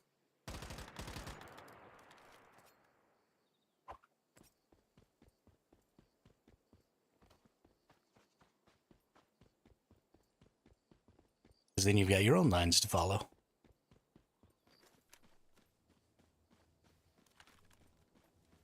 But it really is like the first one's the important one. And if you mess up the first one, then it just progressively gets worse.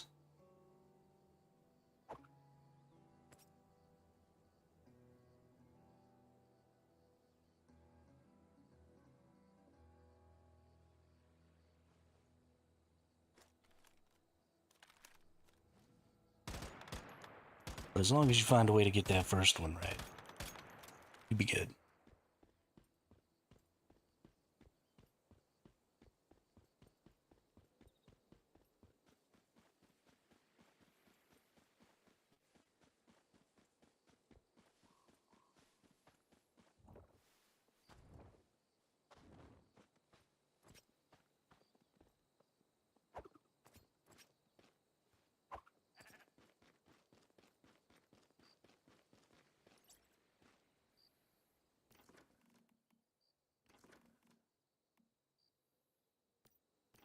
I need golden hide.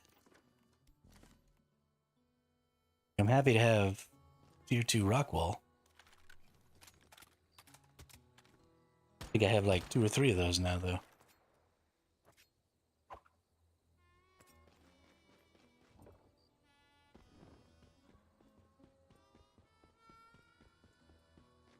Oh, no.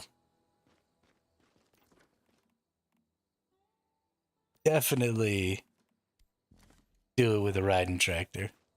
Yo, what's up, Damien? I mean, no, the car's still broken. And it's probably going to be fairly expensive to fix. But, the car is at least back at the house. So, that's fine, I guess.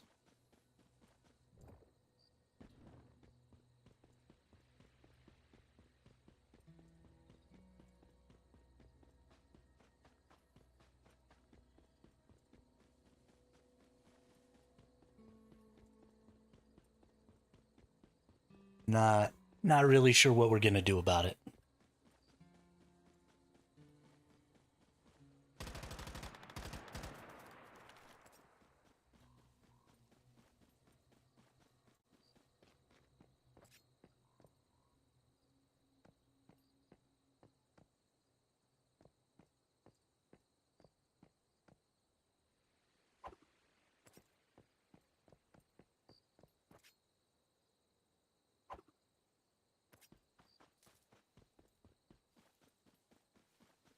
Also, don't call me a trash can. I'm not a trash can, you're a trash can.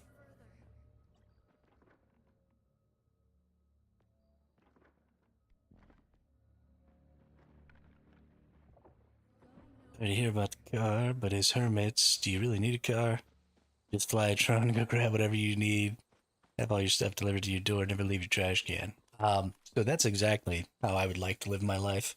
Unfortunately, my older brother, or not my older brother, my little brother, has a job and a real life and goes outside. It's his vehicle, not mine.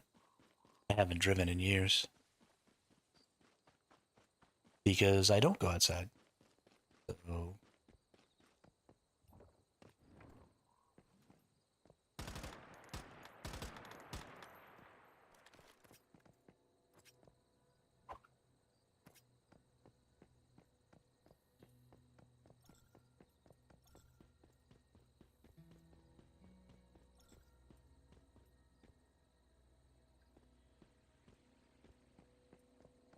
I agree, Fodaddy. I agree. I would do that, except my little brother's adulting is the only reason we have food. So until this channel is doing so well that I can just pay all the bills around here, that's not really an option.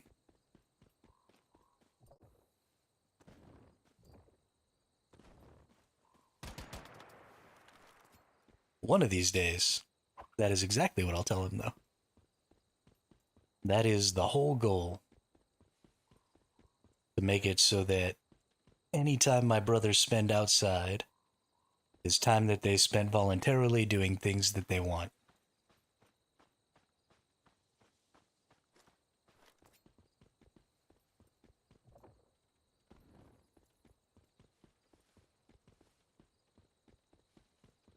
What's up with this fox? It looks funny.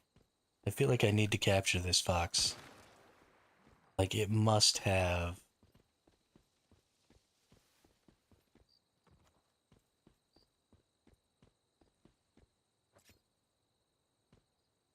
So I think you have to wait until the stuff wears off, right? That was like the craziest looking fox. Thick hides, quality meat. I mean, it has a cool pelt.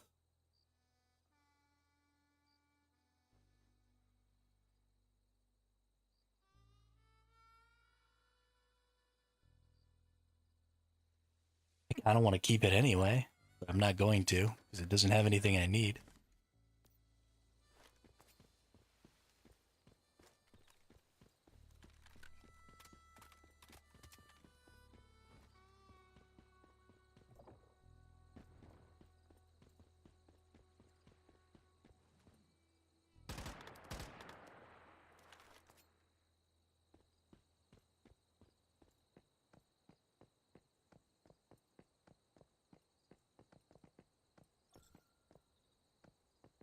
Oh, sweet.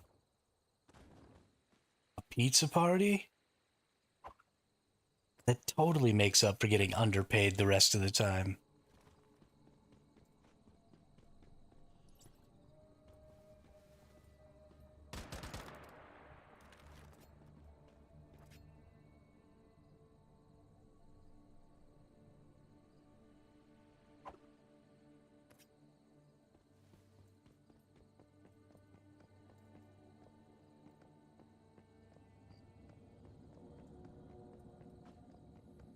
Yeah. I mean, pizza's great. If you know it comes with a nice fat bonus check. But if my bonus check is a shitty pizza, then you can kiss my ass. Hey, what's up, Khaleesi? How are you today?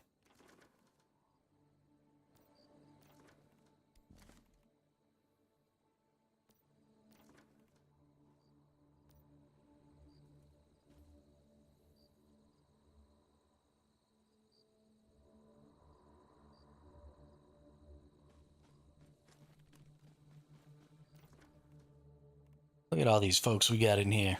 Y'all are wonderful.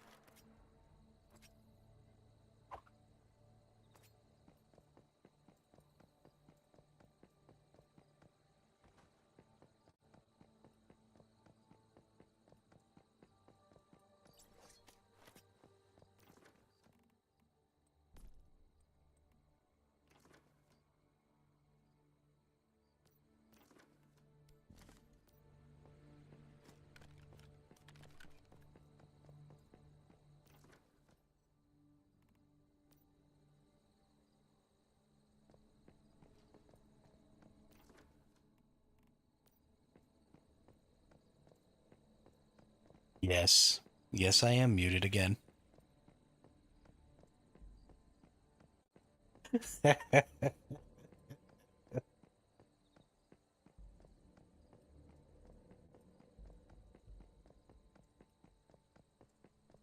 the fox back this way. Why, do you want it?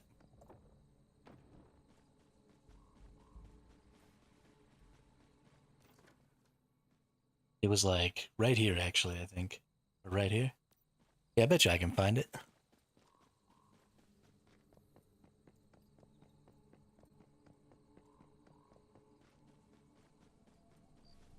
What does the fox say? I am a trash can. That's absolutely true. I've never denied it.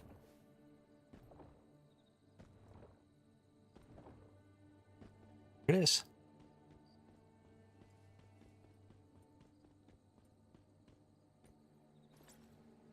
Bammo. I got you, G.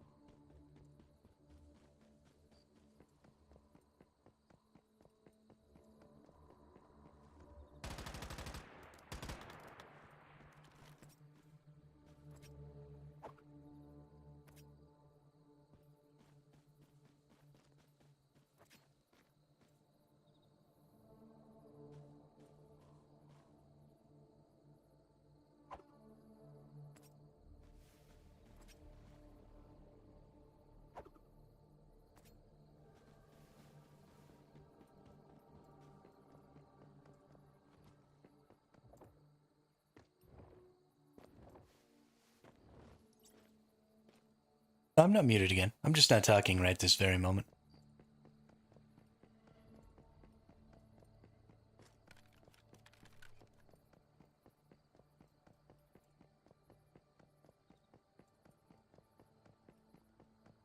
started getting really focused.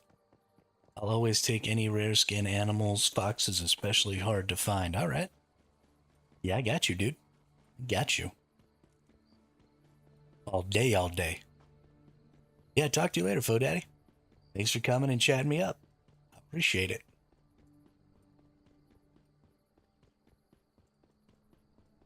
Really makes this a lot more fun when you have people to talk to.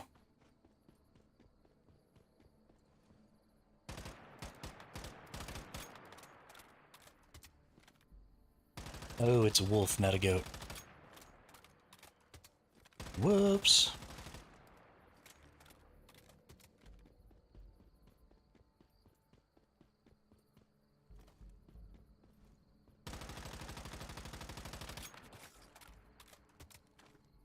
Is that a golden nugget up there?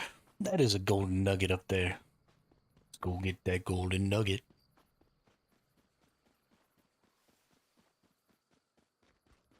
Loaded 15 tons. What do you get? Another day older and deeper in debt. St. Peter, don't you call me 'cause I can't go all my soul to the company store.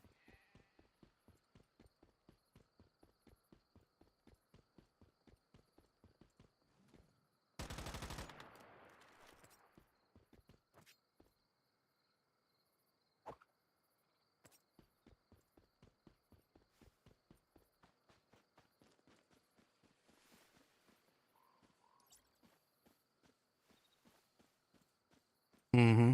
Mm-hmm.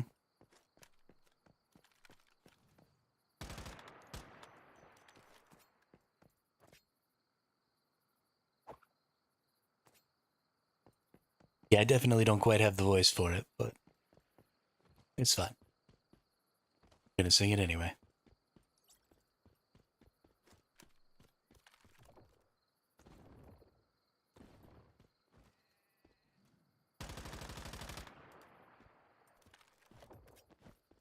I can give one of the 5x lunar deviations I have if you want to exchange like a gel.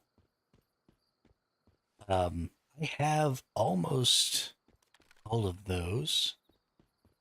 You can just have the fox, Brandon. I was just gonna throw it on the ground, so it ain't anything to me.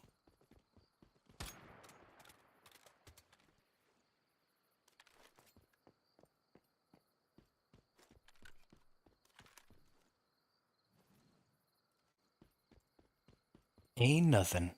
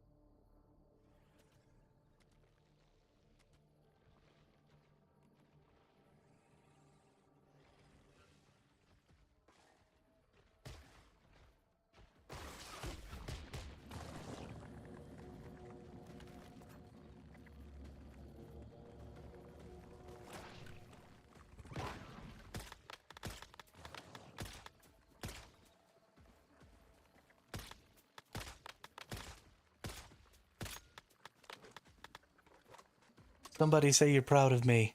I got a jelly bean. I actually used my jelly bean.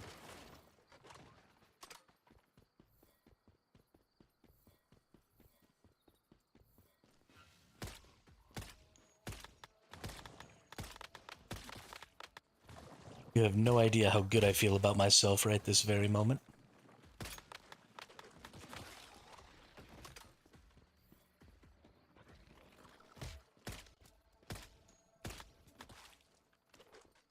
Are we gonna get phase 3? Why are we only ever getting phase 2s? I'm so sad.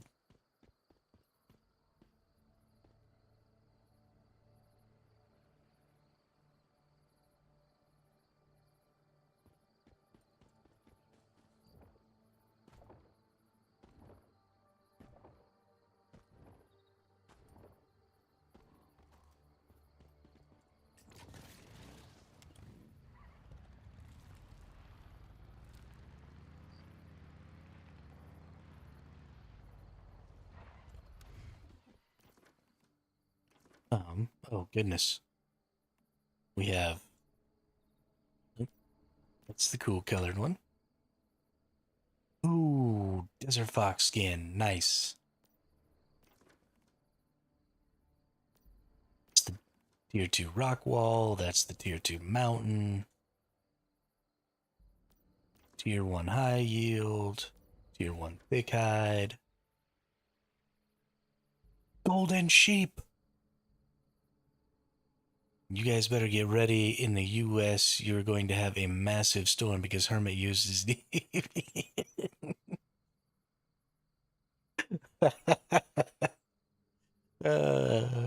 It's funny because this place is hell, so, you know, hell's about to freeze over.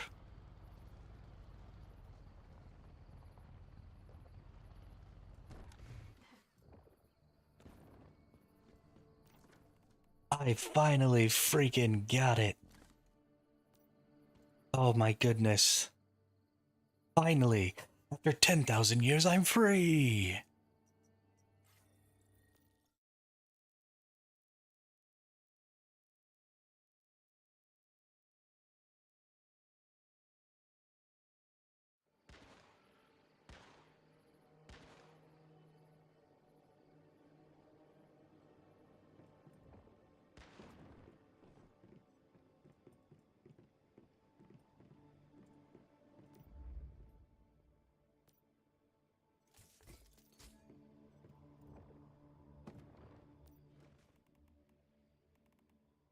I don't think I have enough crates.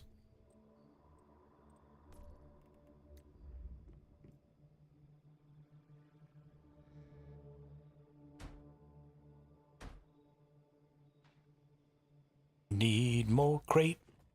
Need more crate. Whatever, need more crate.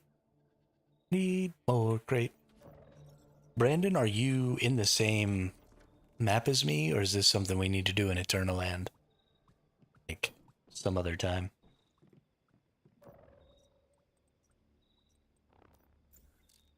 Guess I have a way to figure that out. Friends. Nope. I don't think you're in this server.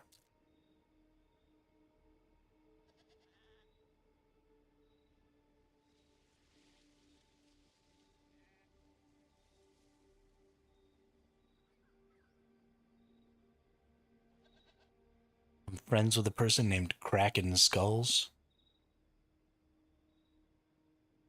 Relax, said the night man. We are programmed to receive. You can check out any time you like, but you can never leave. Weenie nee nee nee, weenie nee, weenie nee nee nee.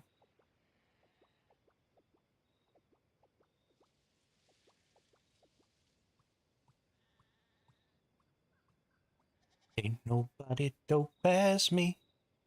I'm just so fresh and so clean, clean.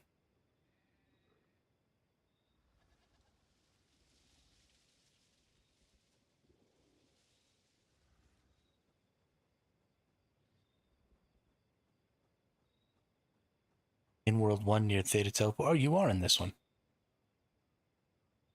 Yay. Let me get your wolf here. Your fox or whatever. There you go. Near Theta. Theta, this one way up here.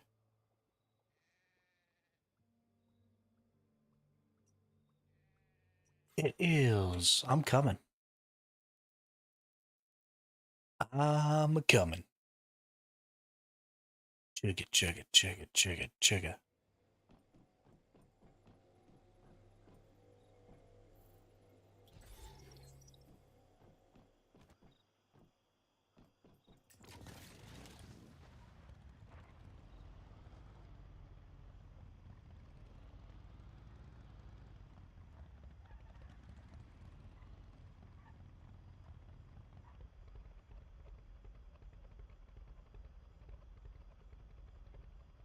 Now where do I go?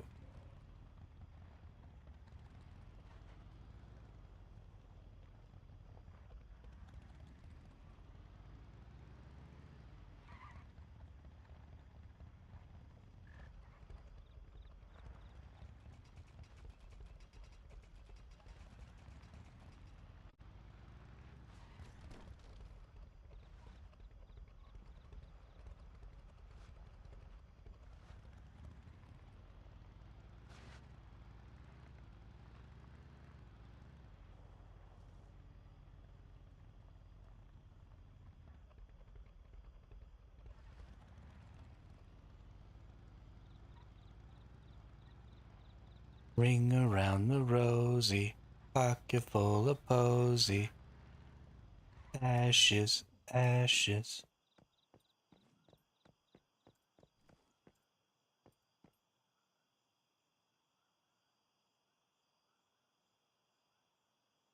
Is you?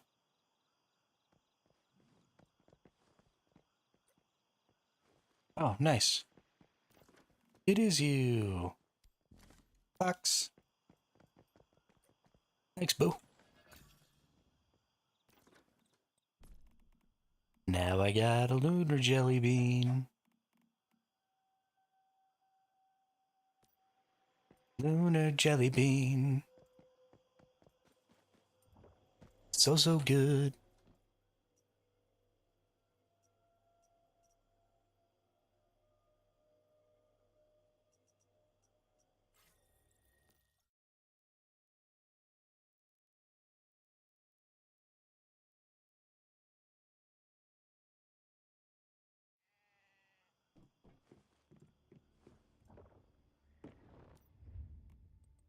Alright, what do we need to be able to make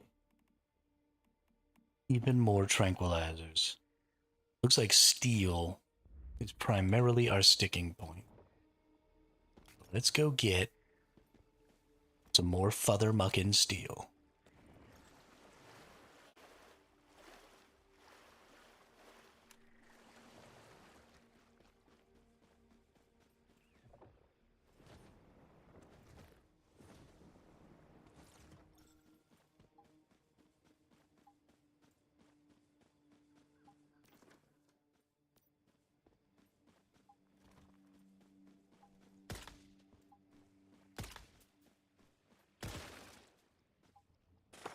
Those turtles walk creepy as shit.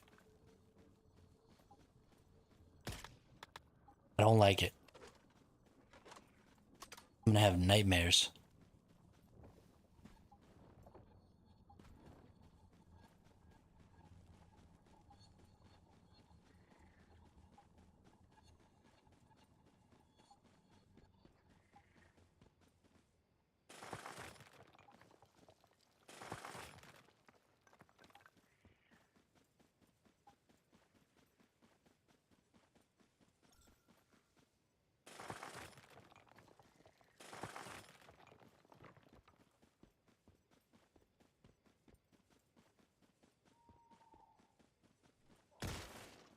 Get away. Creepy little turtle.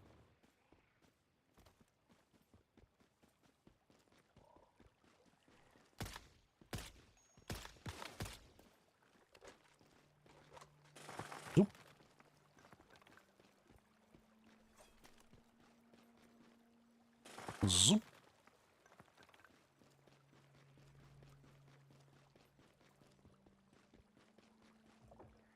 So it's probably going to be time to go ahead and start looking at breeding these animals now that they're all the way happy. Let's see if we can't set up some baby spots. See if we can't breed some of these things together. Don't know if some of the traits are like mutually exclusive. For example, could I breed two things together and get two of the special leathers on just one creature? Or can you only have one special hide or whatever per creature? Are they mutually exclusive? Because if I could get all of them from every one of these creatures, not have to worry about raising, a bunch of different stuff, that'd be kind of cool. Let's get this steel going, actually.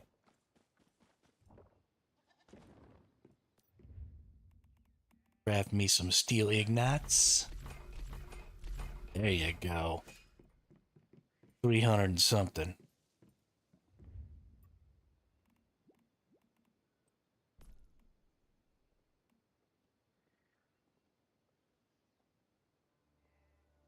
Now, here we go.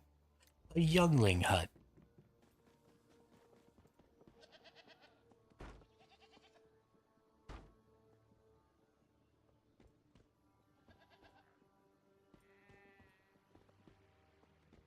I'm just gonna get right to it, huh?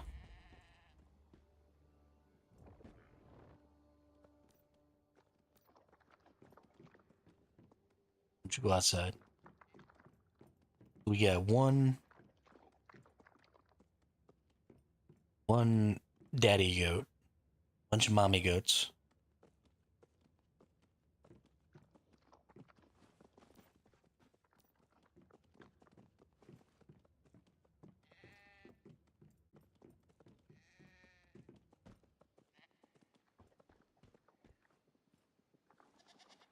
I feel like the youngling hut might actually have to be inside of there, though.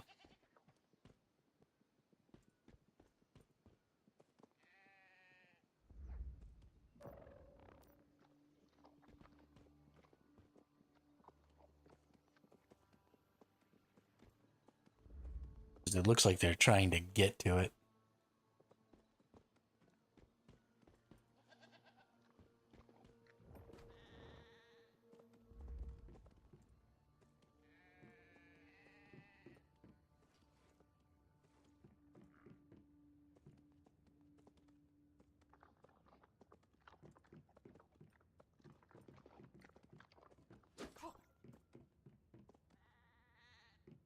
Move these more. Right here. Oh, that's right. Each one only has a certain number of breeding chances, too. I forgot about that. Probably ought to be more careful with breeding than just randomly breeding creatures together.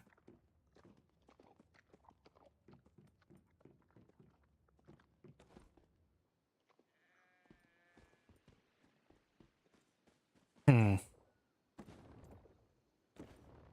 We'll see what happens. Do the babies count as my 6? Or do I have to, like, take 2 out to breed them together or something?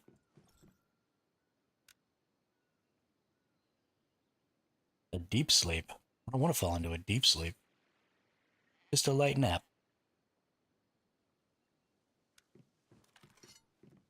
Just a light nap.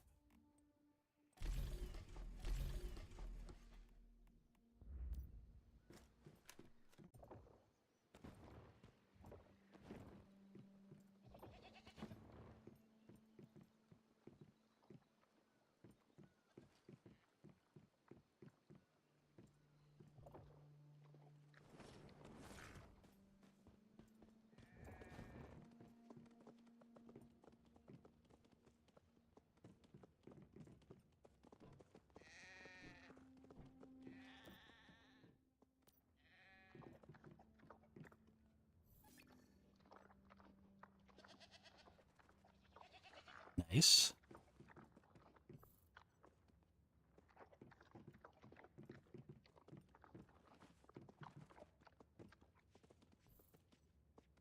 Nice. Nice.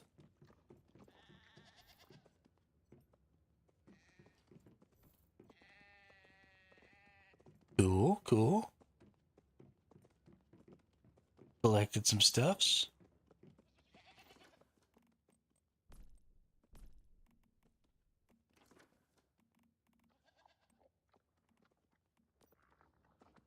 Can't help you with the breeding stuff. I never got into the animal stuff. Yeah, I haven't really yet either, Khaleesi. I've gathered a bunch of animals, but I haven't really raised very many, and I haven't really bred any. Yeah, of course, Brandon. Of course. Any freaking time.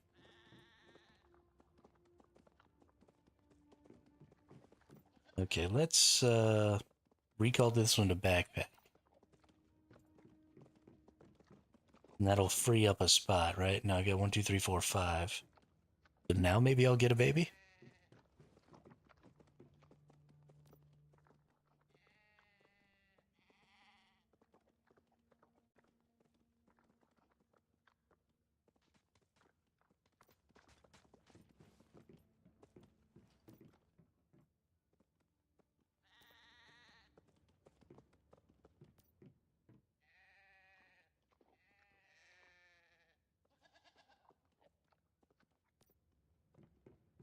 That one's down to 82% water. Now we got plenty of water over here.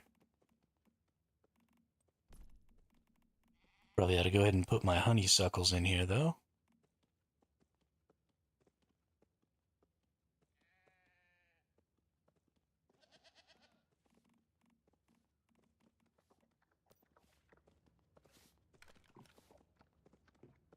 How long? I need to go look some stuff up on this right quick and in a hurry here.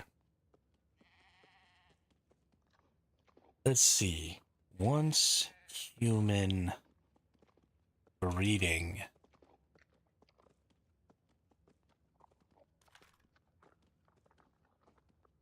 Oh, that's interesting.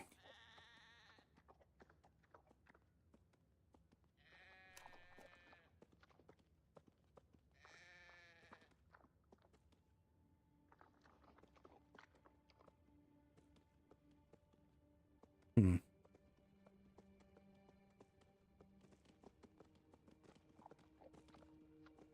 Not what I'm looking for.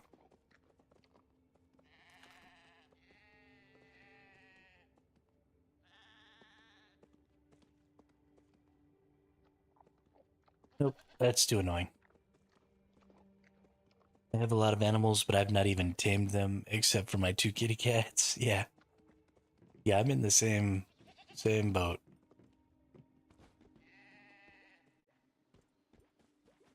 Almost none of my animals have actually been fed and tamed. They've just been captured. I forget that there's a distinction in this game.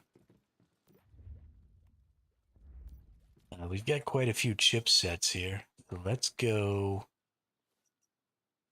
to Mayor's Market. And then we'll go to Deadsville, and then we'll go to the one above Deadsville later. So we can get some energy links. I'm pretty low on energy links right now.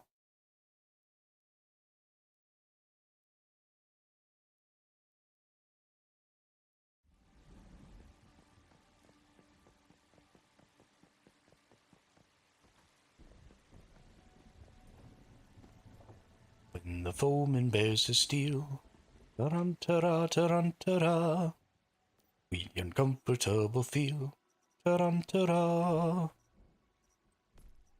Find the wisest thing.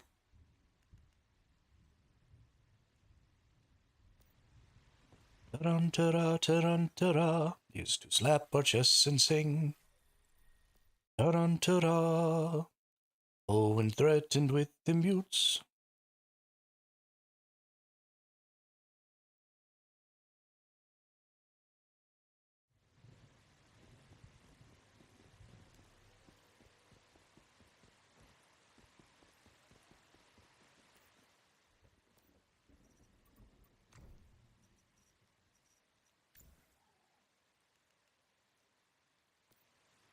All right, perfect.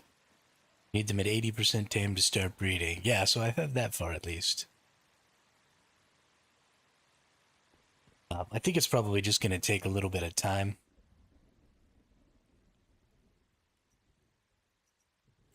I've got them. I got a male and a bunch of females, and all the females have the little red hearts above them. Like they're trying to breed. But I just haven't popped out a baby yet.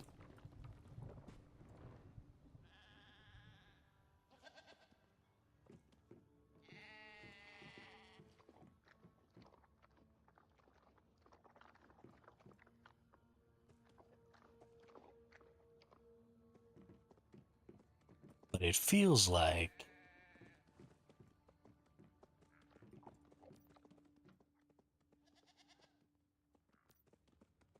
why doesn't this one?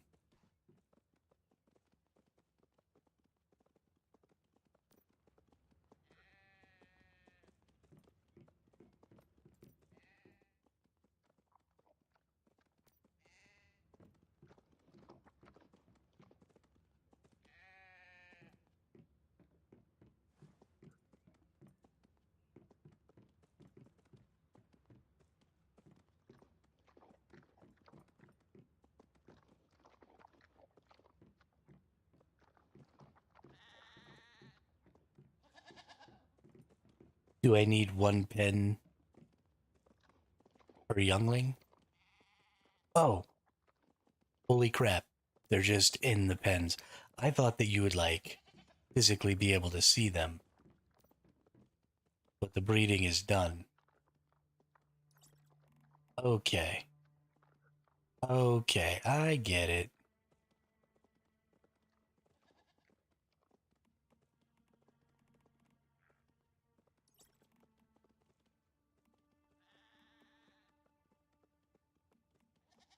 What I want to know now,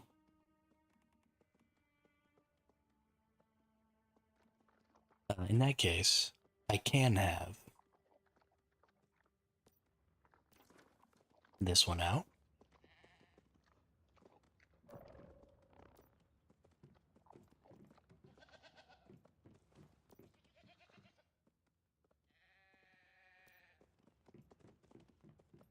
So I don't want this one. Acidic meat, docile, vigor, none of those are even kind of useful. So we just gonna throw that one out on the ground there.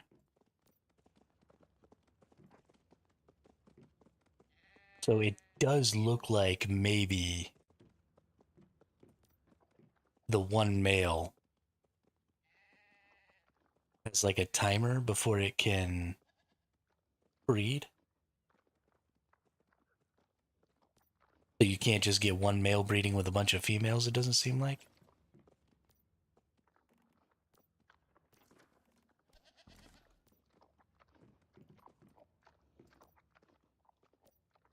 And you definitely only need the one youngling hut.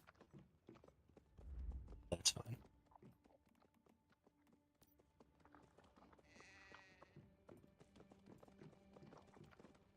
Because the rest of these females are all like trying to breed. But it doesn't seem like.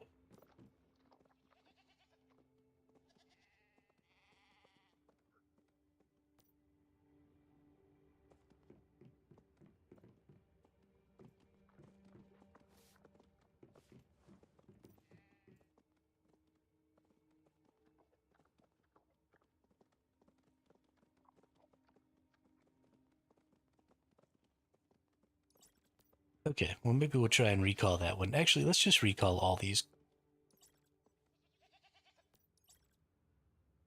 Because I raised some of these, and I don't really feel like I needed to raise some of them. Because it was before I had gotten any of my good goats. So let's see, Rockwall Seed. Dude, let's take all the creatures out. Time to get organized.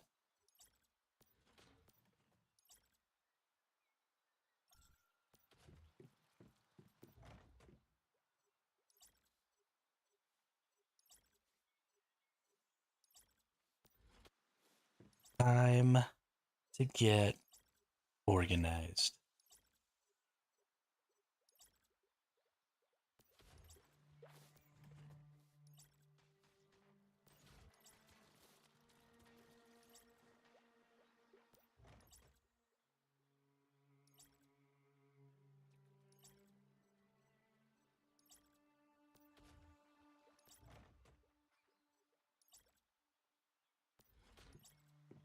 Okay, so this one is actually kind of shit.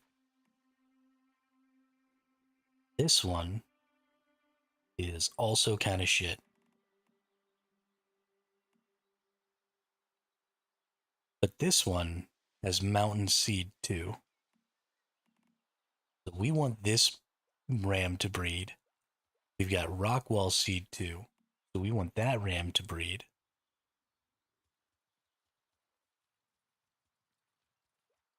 That's Rockwall seed 1.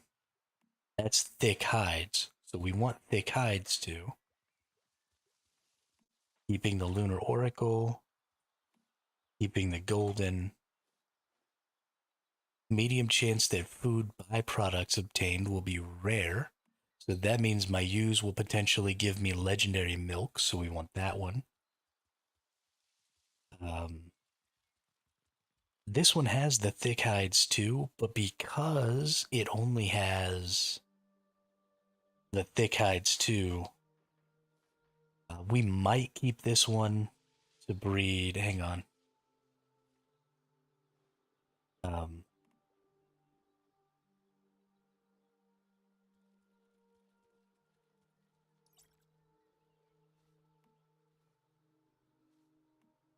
so because this one is S tier plus thick hides, I might use this one to breed with these rams so that maybe they'll get S tier. So I definitely think that's what's going to happen there.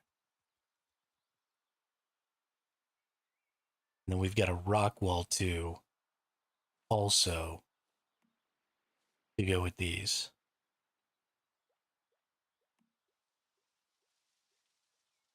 Acid secretion, I think that's an important one. Rockwall 1, we don't care about. Mountain Seed 2. That a male Mountain Seed 2 with a C. Probably don't actually want to keep that one. And then an A female with Rockwall Seed 2, so we'll keep that one. So I think the rest of these can probably get tossed out.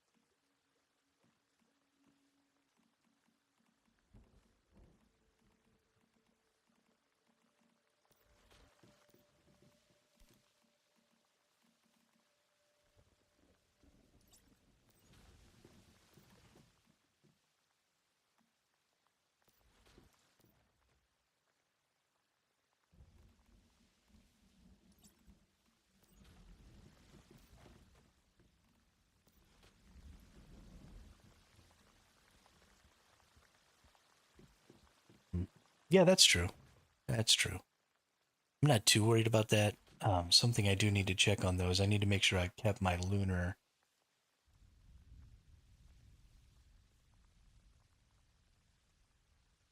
I did. Okay, good.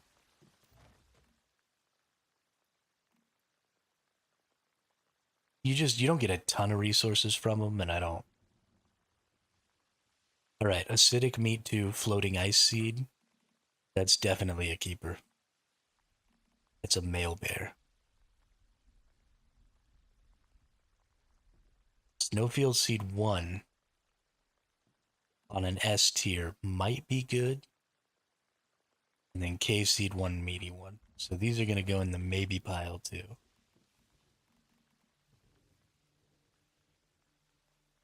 High yield thick hides. How did this crocodile even make it?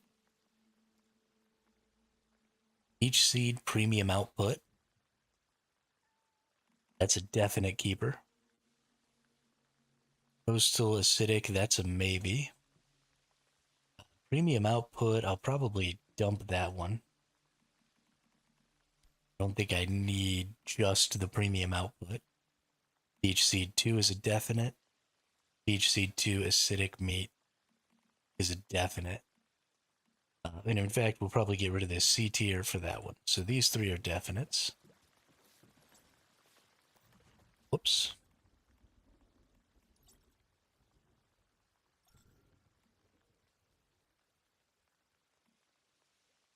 Definite. Maybe. No. Definite. Definite.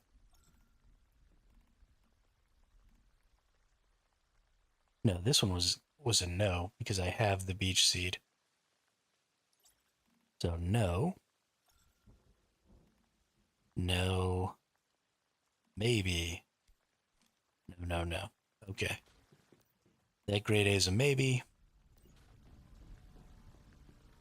3 are no's. For the foxes. Why did I keep this fox? And desert seed. We definitely want to keep that desert seed too. This tier S fox just doesn't have any good stats really. So we're going to go definite here. I think that's all of my creatures. Okay. So now let's get out these two. We're going to leave the lunar one in here. We're pretty much going to leave any that we've already raised up.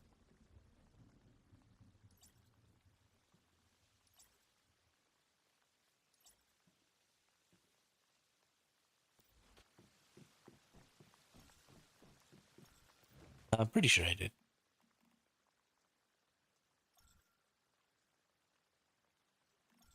Nope, I don't think I did.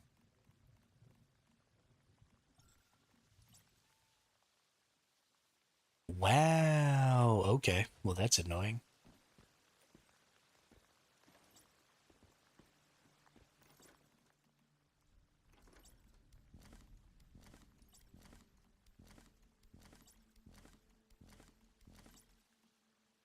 It's the A tier that I'm keeping.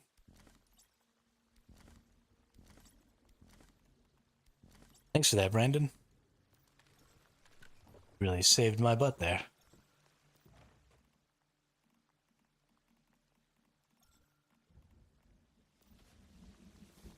Already. Oh, I threw away all the goats that I'm about to try and raise too. Okay. I don't think I kept either of the S tier rams, right? It was just the A tier rams. Yeah, that have the tier 2s. So both these S tier rams go bye-bye. All of this stuff goes bye-bye. Now we gotta go all the way back through this stuff. Rock wool. We're keeping this one. Mountain seed 2. I think we were keeping that one. That one's a single. It goes away. Acid secretion 2 we're definitely keeping. Rock wool 1 we're definitely not keeping. Thick hides 2 we're not keeping. Golden sheep bloodline we are keeping. 1, 2, 3, 4, 5, 6. Okay.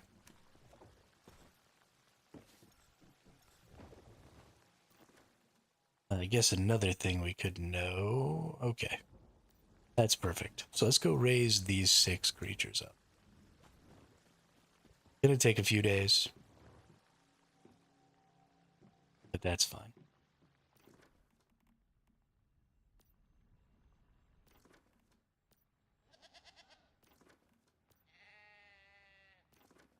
I do feel like raising creatures is not nearly as labor intensive as it felt like. before. I feel like they reduced the food drain and stuff. Mm-hmm. Yeah, absolutely.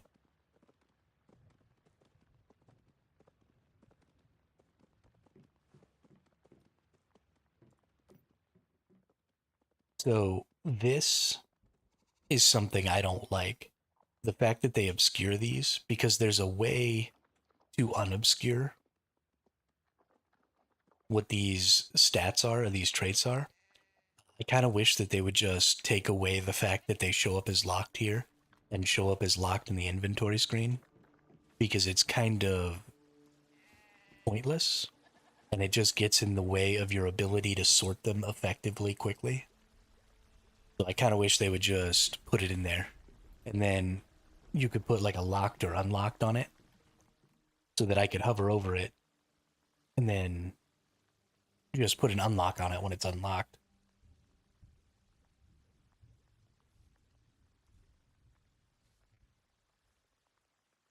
Because not being able to see these traits, especially because I can't push shift while it's in the inventory or the crate. Like I have to take it out and then hit shift on it, and then I can see what it is anyway. So just let me see. There's no value in keeping me from knowing what's going on.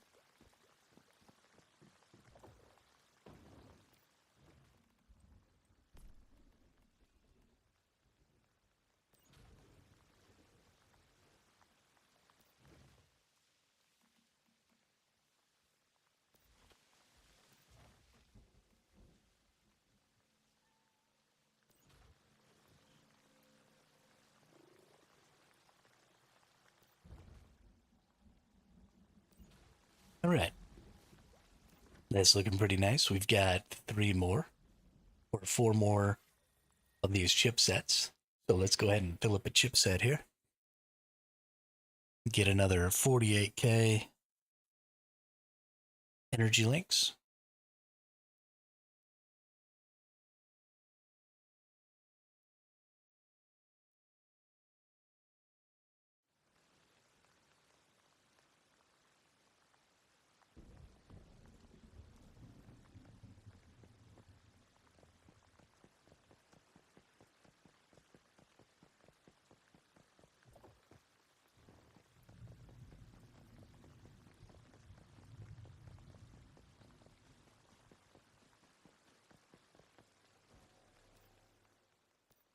Shop it.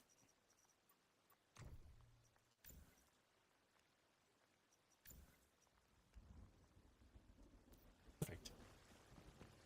Now we just need one, two, six more. Six more electronics and we'll be good for this week. Has it gone?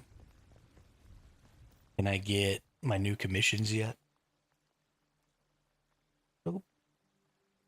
Still hasn't rolled over. That's crazy.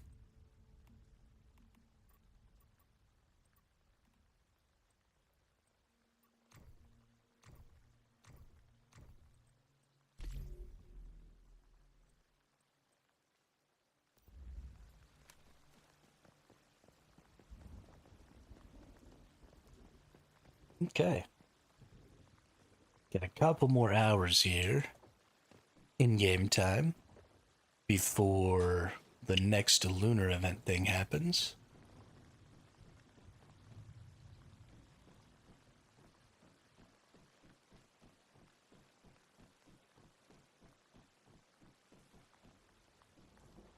So I might go ahead and go use the restroom real quick.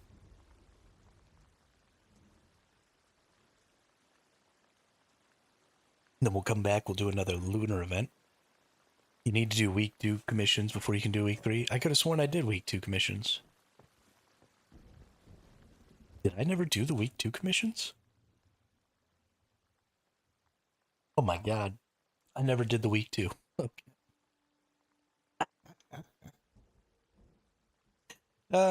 So dumb. So dumb.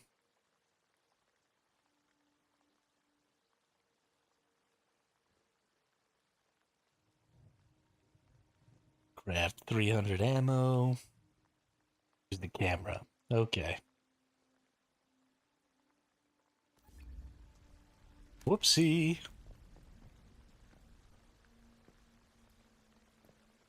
I'm not stupid, you're stupid.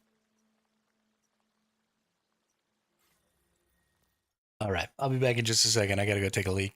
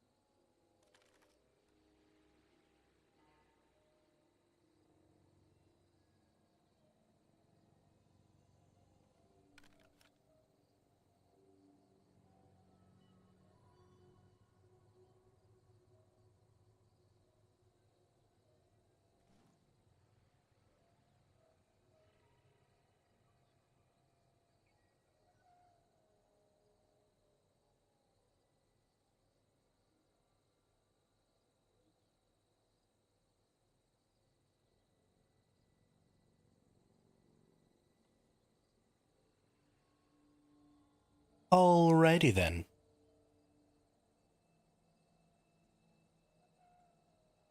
And go ahead and cut myself up an apple too. Because I'm getting a little hungry. Might bit peckish. A mite bit peckish. So we're going to go up here. We're going to get prepped. And then I'm going to maybe have a slice of apple with some peanut butter on it.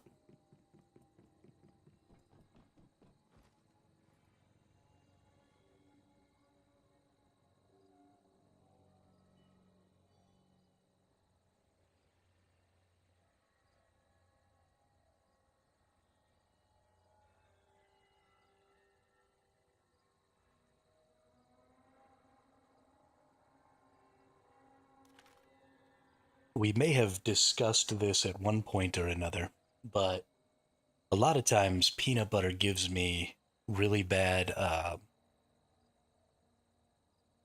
like acid reflux and really bad heartburn. That's what I'm looking for, heartburn.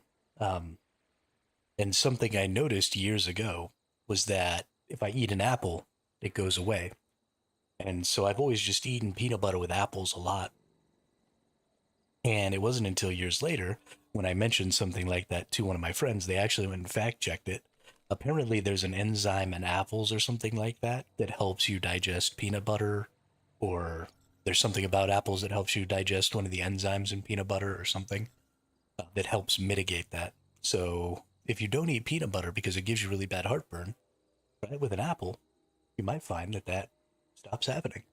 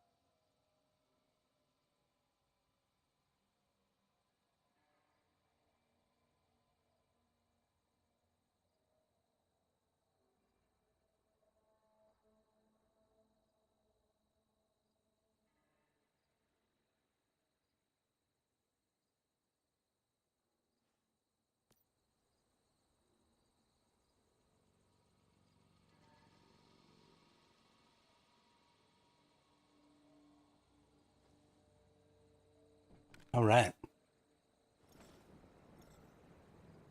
I like you too much to troll you and say castor oil does the same thing. Yeah, I'm not trying to vomit.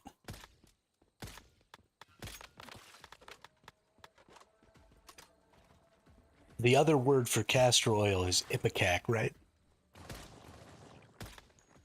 It's what you use to make dogs vomit if they eat chocolate. Yeah.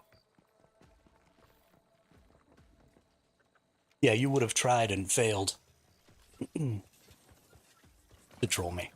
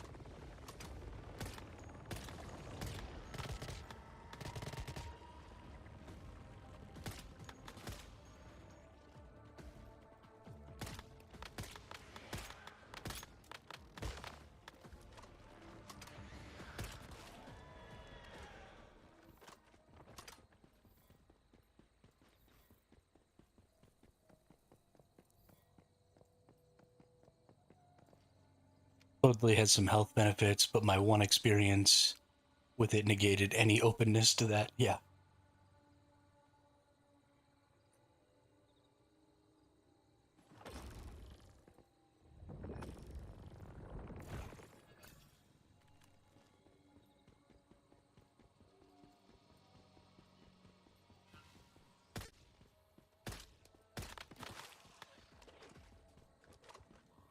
mean, if you really need to throw up, there are absolutely times when I could really stand to vomit,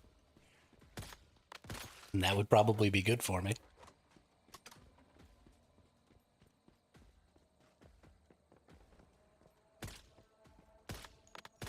But it certainly isn't something that I would ever take on the regular.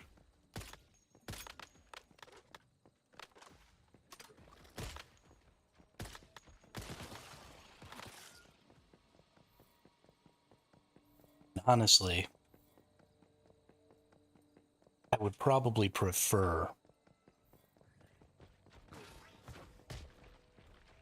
um, to just suffer through it and try not to throw up instead of use something that was likely going to make me throw up to try and fix whatever was wrong with me. Like if I had a stomach ache or something, or I thought that maybe I had eaten something that was going to give me food poisoning or something like that, I might actually just go ahead and live with the food poisoning. Instead of, I really don't like vomiting. Like, at all. It's one of the primary things that keeps me under control when I'm out partying. I would rather have less of a fun time partying than end up puking my brains out.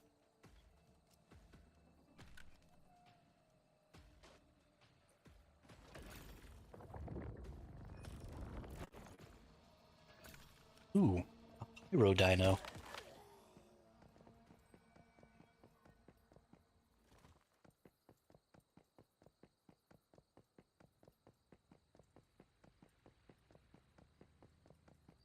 I knew some peeps during my college time and during my time in the Navy who did not have a similar aversion.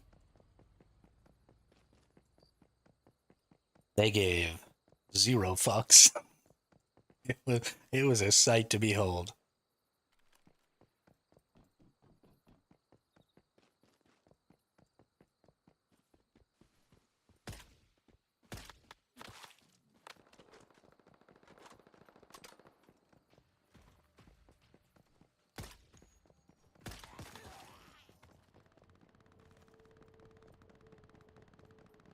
That's some bullshit. That first shot totally hit that dude. They gotta be fighting one of these lunar oracle things. Come on, let me get in there.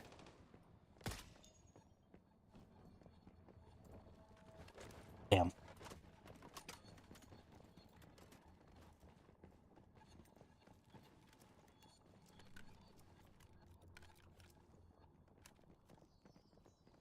Ooh, that's a 121. I need to get some more points to come back and get that real fast.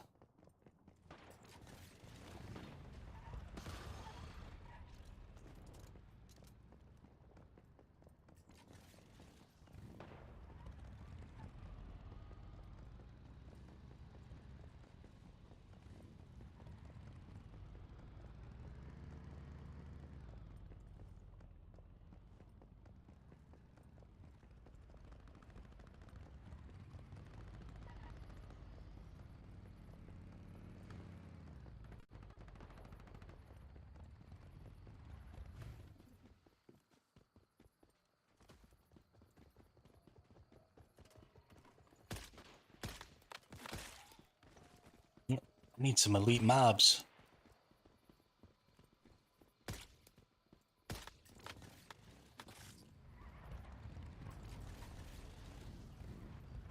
These ones right here should be the next elites to go ahead and spawn. At least I hope.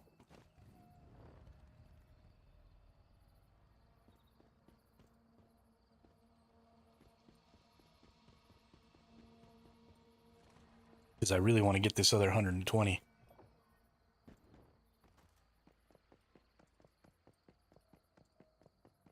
I guess I maybe could go up here. Try and get the elite television dude. If he'll drop me some lunar whispers.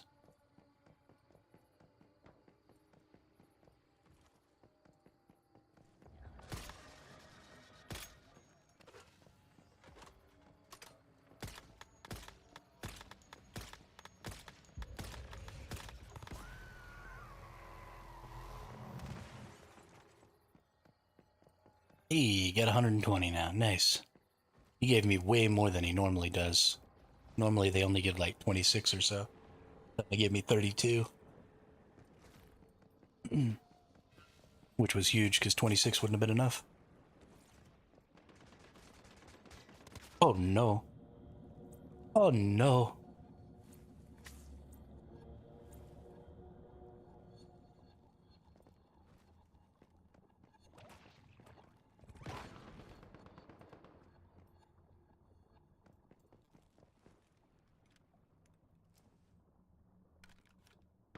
Oh, now it's only at 50.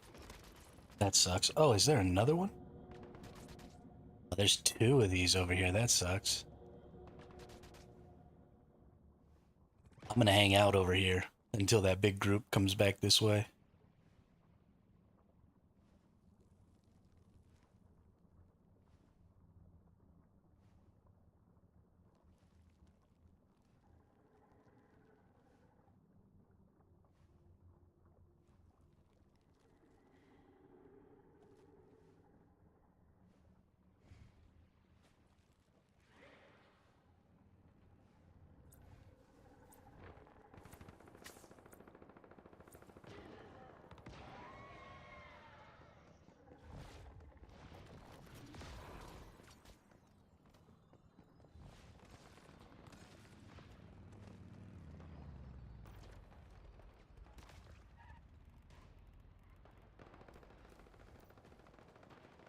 Don't kill him.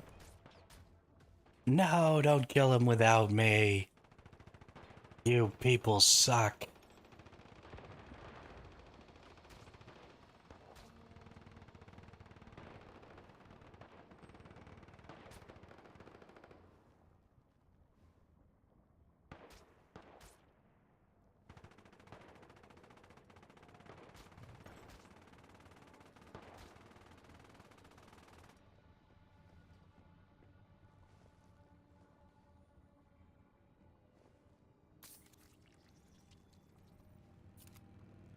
Thanks, bro.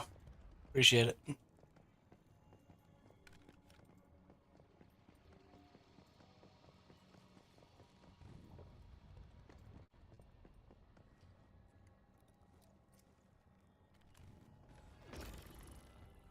That went really poorly. Just all around.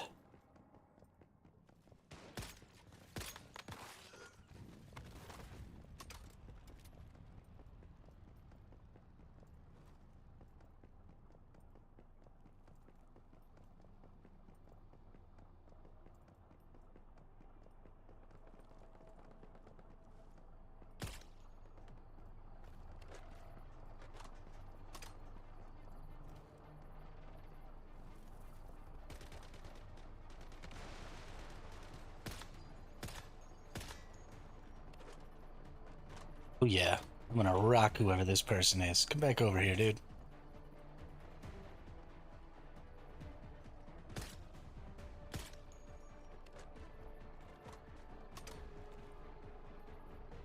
Would you like to play a game?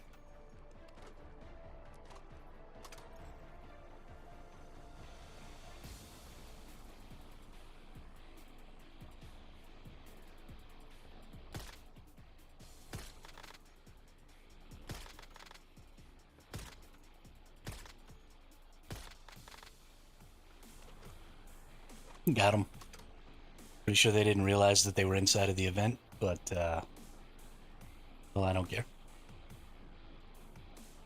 I get more points this way.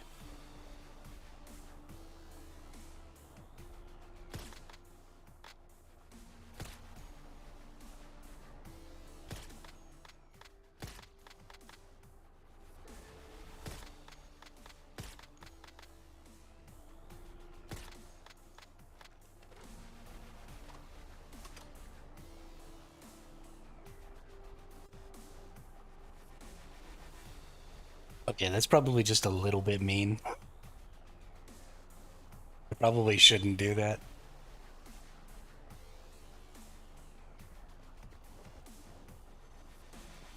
Imposing PvP on people who don't want to PvP is pretty rude.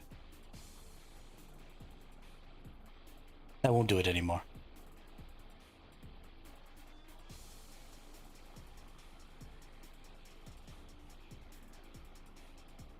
I will only fire if fired upon.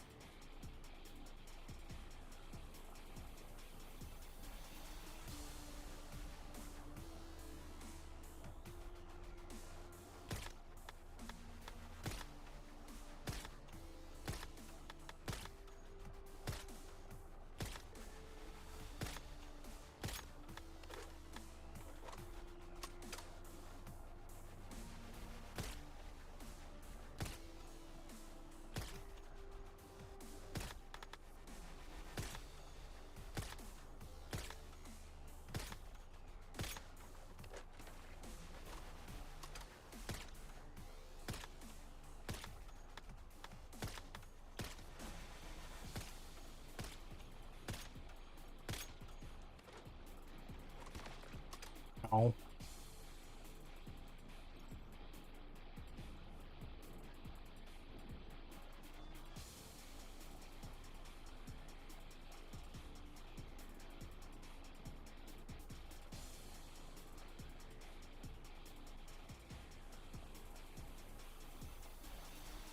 I think I was muted again. Whoopsie.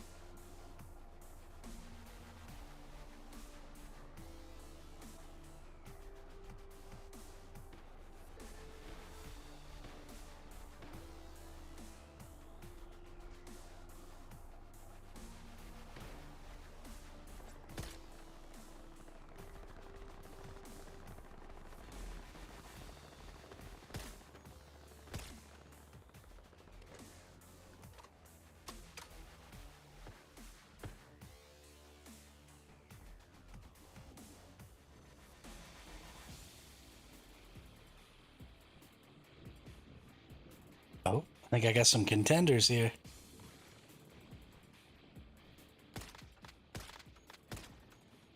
Bye-bye.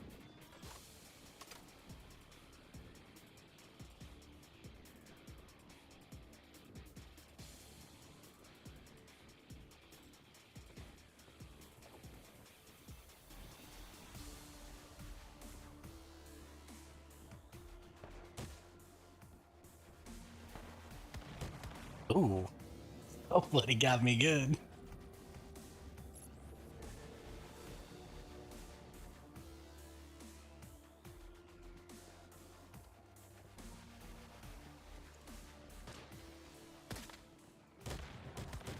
Oh.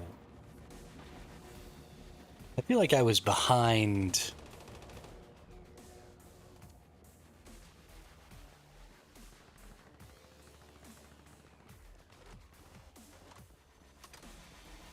Freaking thing there.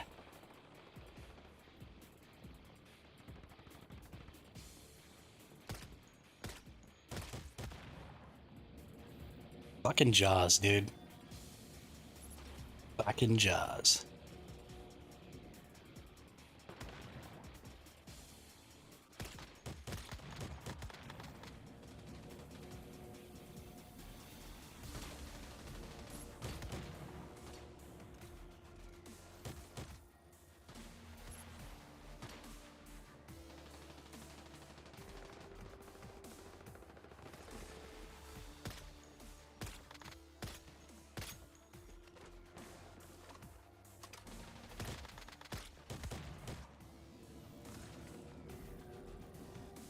You got one of them at least.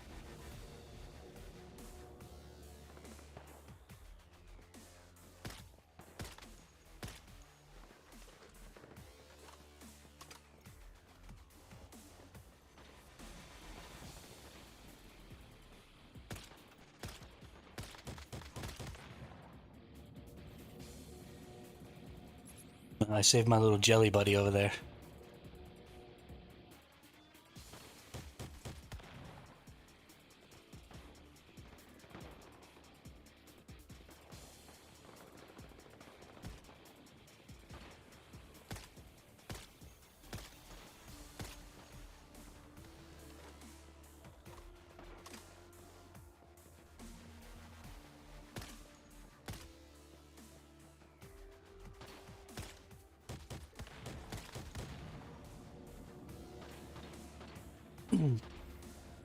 That guy's a really good shot. He hits me with pretty much every shot.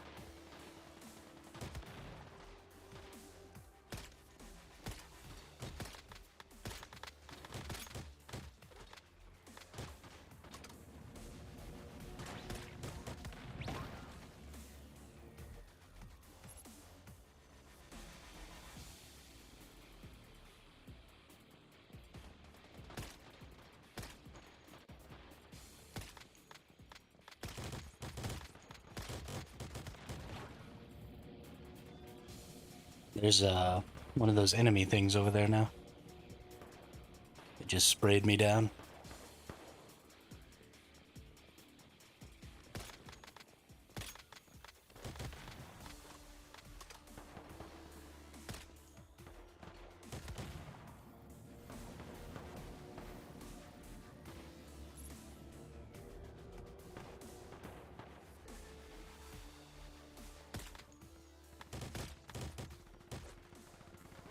Why is that thing so aggroed on me, or is that a person?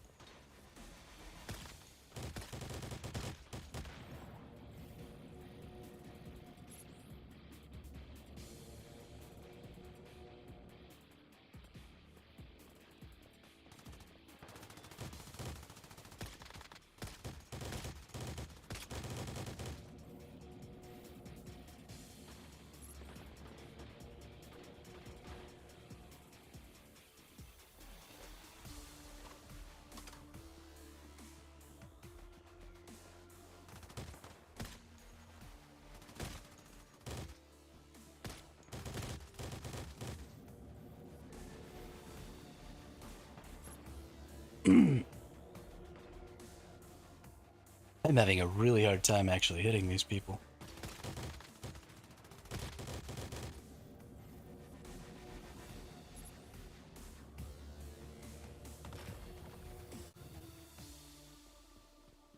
Using a sniper rifle in a point-blank gunfight, not exactly the best.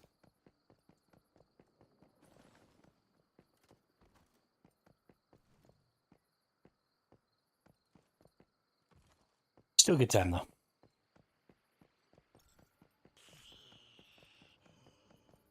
Unfortunately, it's pretty difficult to try and create an open world event like that that would allow for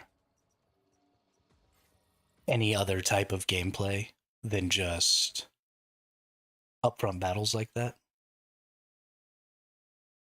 I'm going to take just a couple of minutes here and finish up these orange slices, apple slices, and we'll get back to the grind.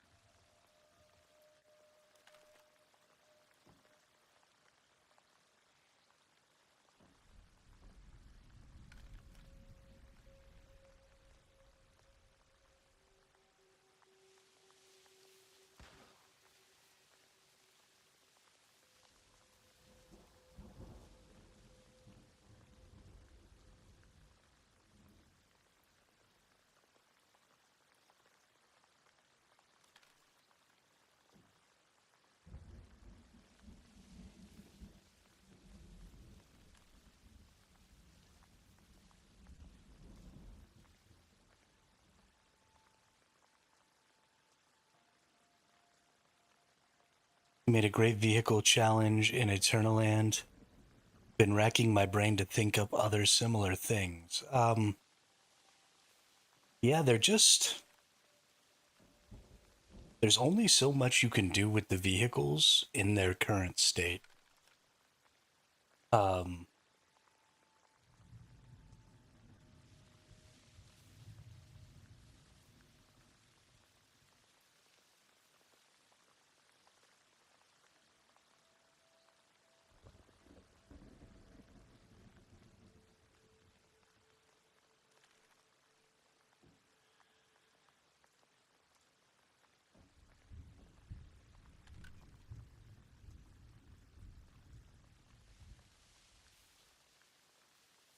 I honestly wish that they had never fixed vehicles in this game. They were significantly more fun.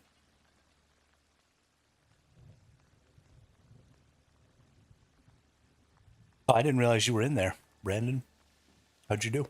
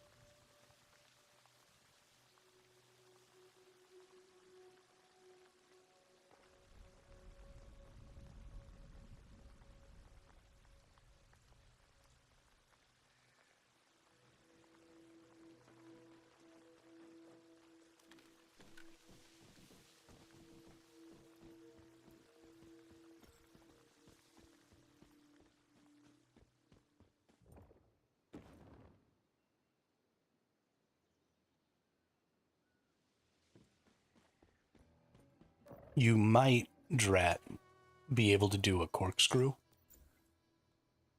because you can maintain.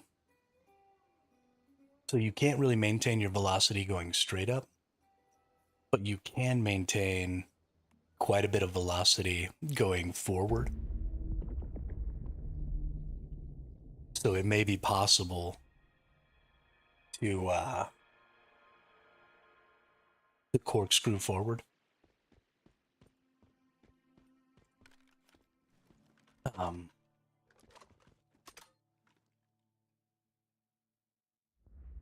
let's see here.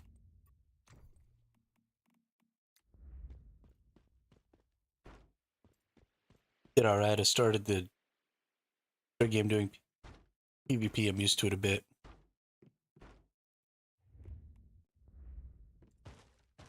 Yeah, I also started on PvP. I am still an absolute trash can.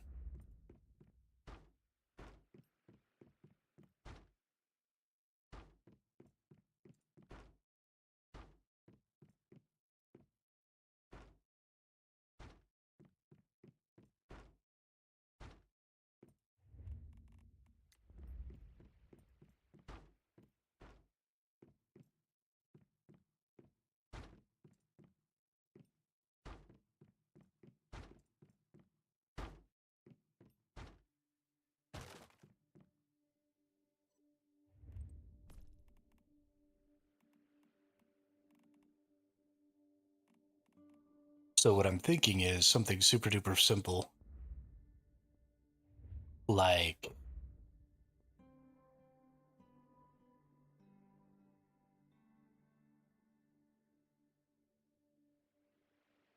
go the other fucking way.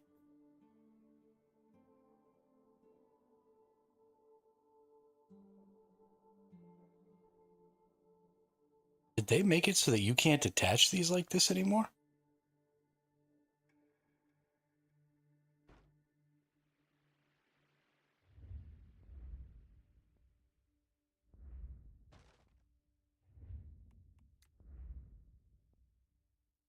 Because you definitely used to be able to. What if I put like a quarter wall on top?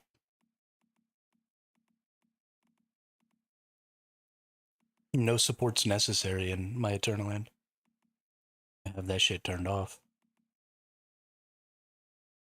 Let's put a half a wall. That'll do it.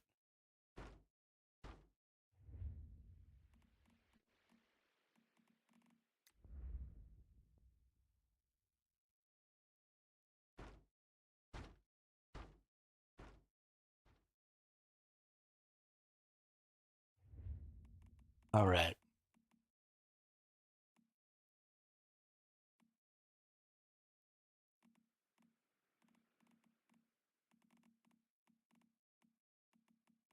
Probably can't go two across,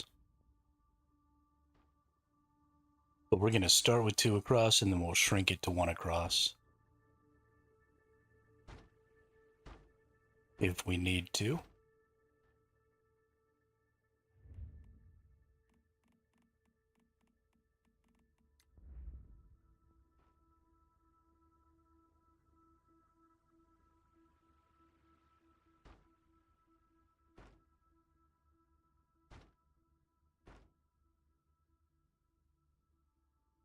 I didn't realize that you did Evolution's Call twice. Yeah, I did Evolution's Call, then I did Prism versus Clash, then I did Evolution's Call, then Manibus, then P Clash, then Winter.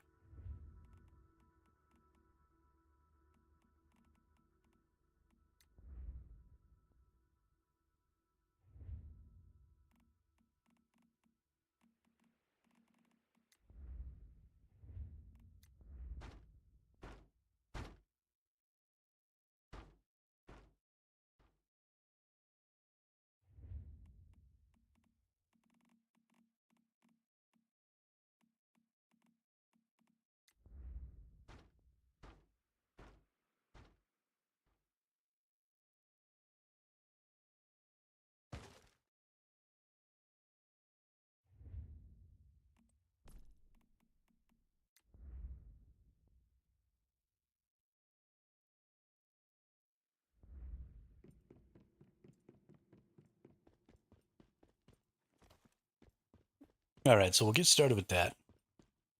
Get ourselves a little ramp up. We're going to definitely need to repair this, and we'll just see if we can even buy and get up and around this. You're going to need... It's going to have to be super long. And you're going to need like an insane amount of speed. You're going to have to move this whole thing.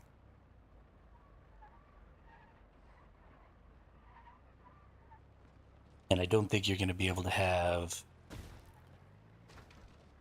Yeah.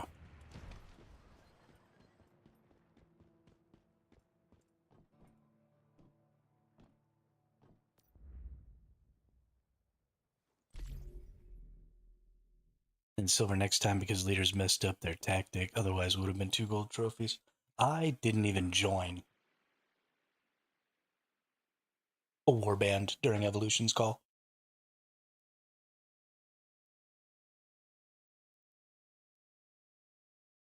Never even participated in a war. I just ran around. I just ran around taking over the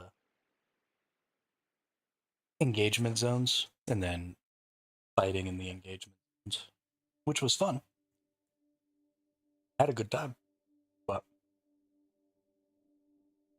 the rewards for taking over the engagement zones were shit.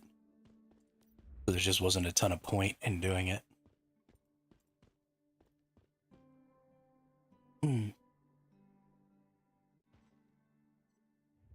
All right, so that's obviously not going to work.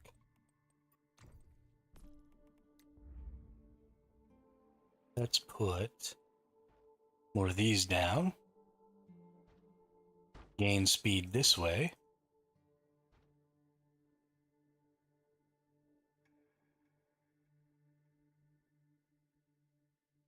Hopefully that'll be enough.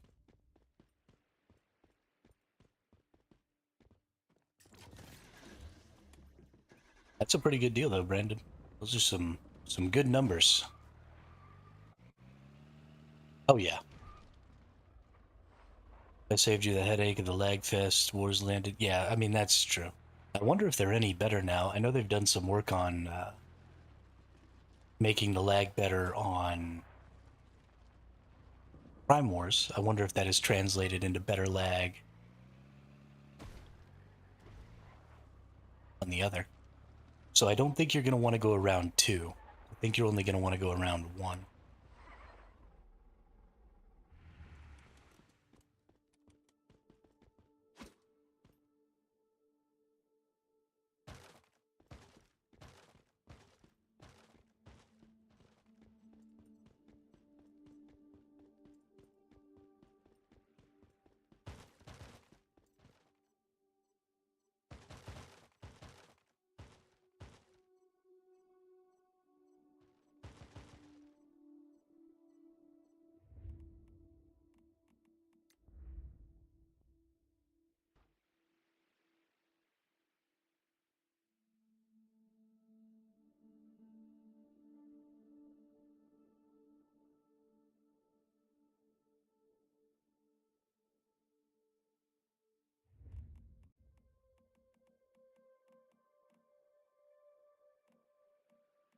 So I want to double this length probably to where I'm at right now as far as I'm going to get, because that incline is going to start to get in the way.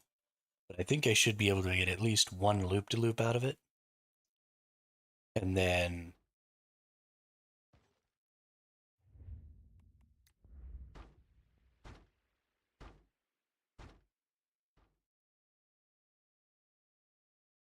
yeah, it's one of those things that once you do it, you're kind of good to go. But finding the motivation to do it in the first place is a little meh.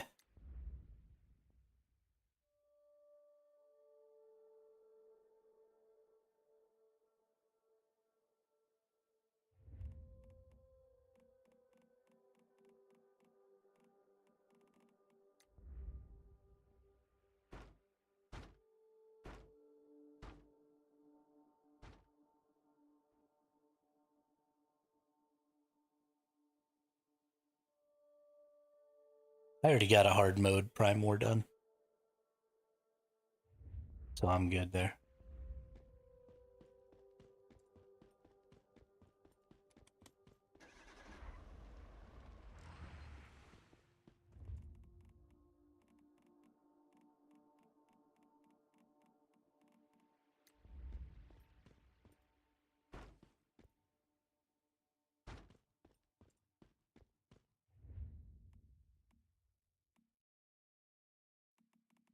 I have my ticket to pro mode or whatever.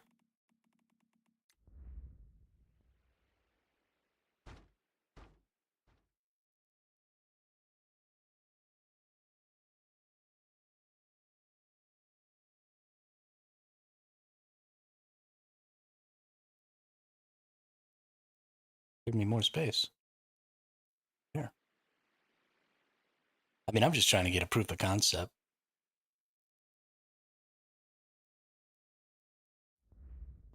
Just trying to get a proof of concept going. We could always just build this in the sky or something, since you don't have to have supports. Just build it out from the peak or whatever.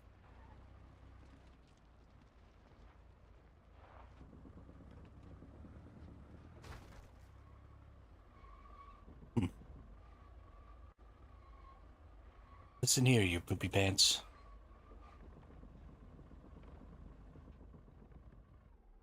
Rin, rin, rin, rin, rin, rin, rin, rin, rin. Damn.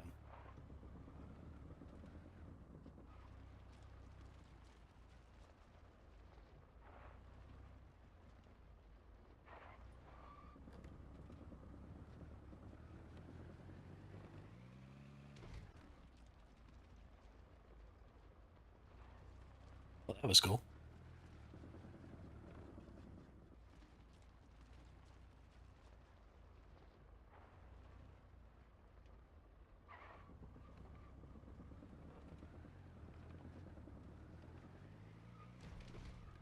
Oh yeah, it's totally doable. It takes a lot of distance to get one circuit in, though. And the weird thing is that when you're upside down, when you push right, you're actually going left.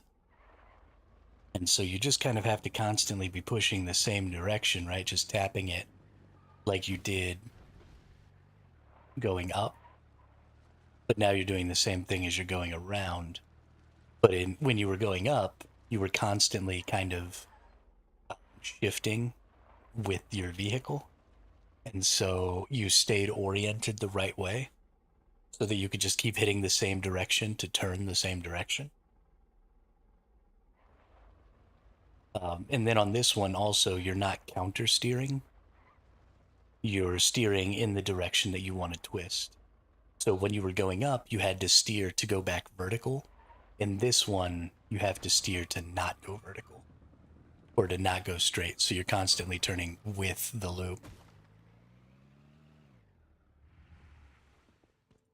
But yeah, that totally works. We might rebuild a or a roller coaster yet. Right? Fortunately, no straight up loop to loops, but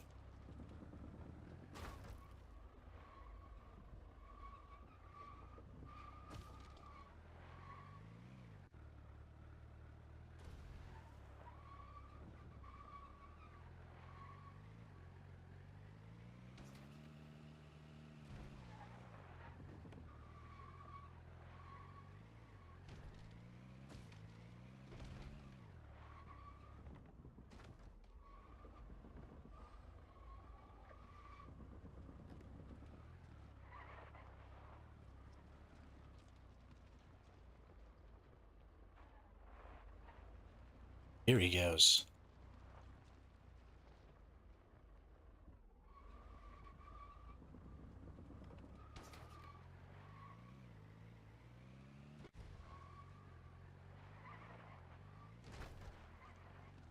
Yeah, the vehicles in this game are almost really great.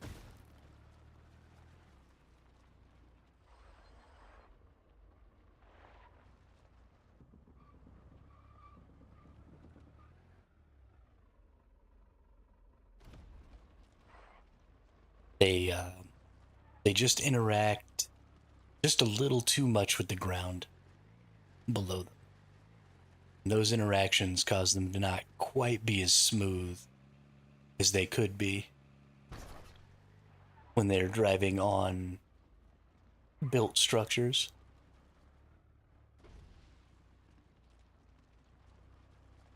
They would adjust that just a little bit.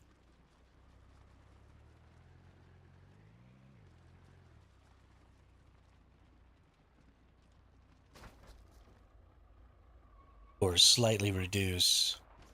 I was only putting half walls in between, not a wall and a half like that. I don't know if you'll actually be able to make it up a full wall and a half. I mean, give it a try, but I don't know if you'll be able to do that.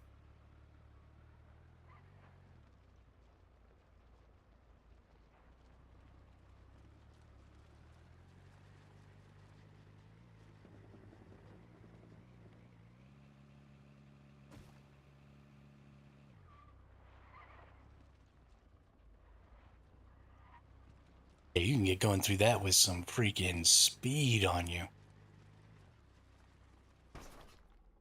Goodness gracious.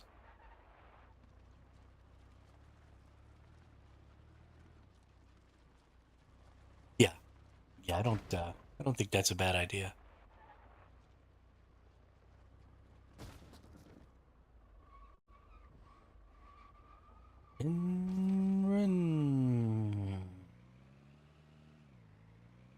Crash.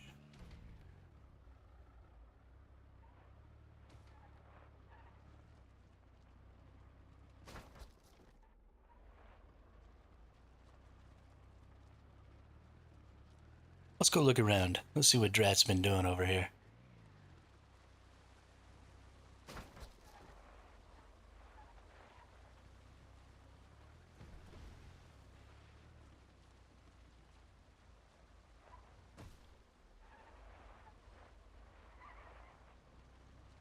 He's in there.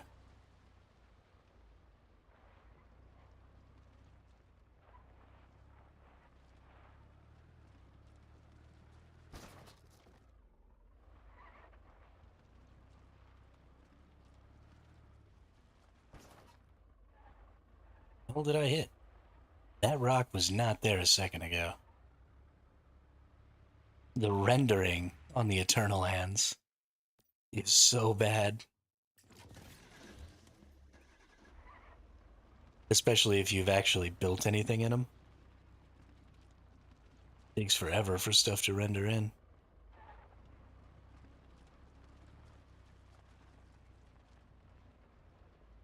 His booty cheeks. Boule boule. Boule boule. Boule boule.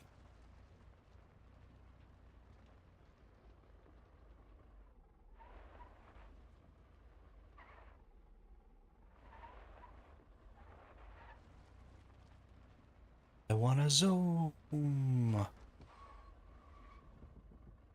Mm. Mm.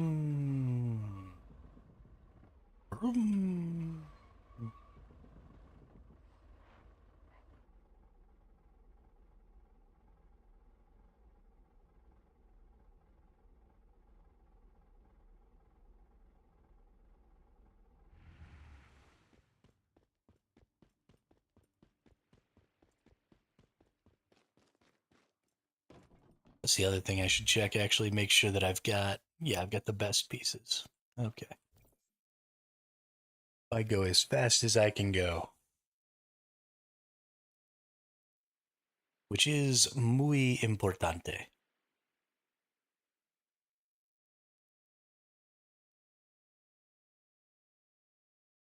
Do you want my love?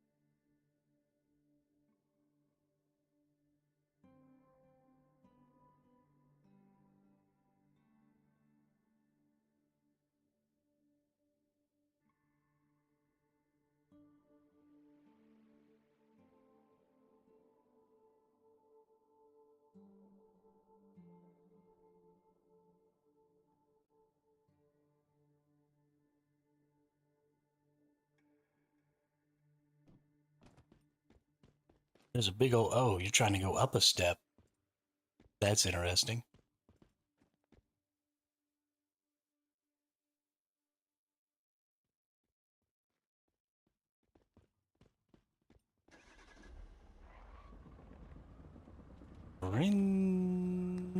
Oh, you can go up that high. Okay. I think you can do that.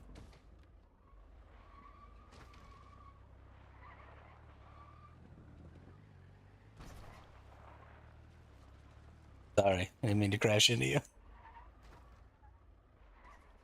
I don't have as much control over my truck as I probably should. I think I'm a little better at going to the right here. Yeah. Yeah. Yeah.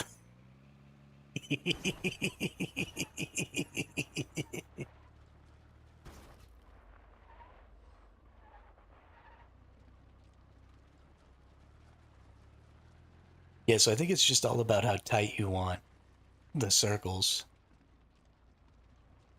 Um, the more space you put on the sides, the longer the circle takes and the less dynamic it feels, I think.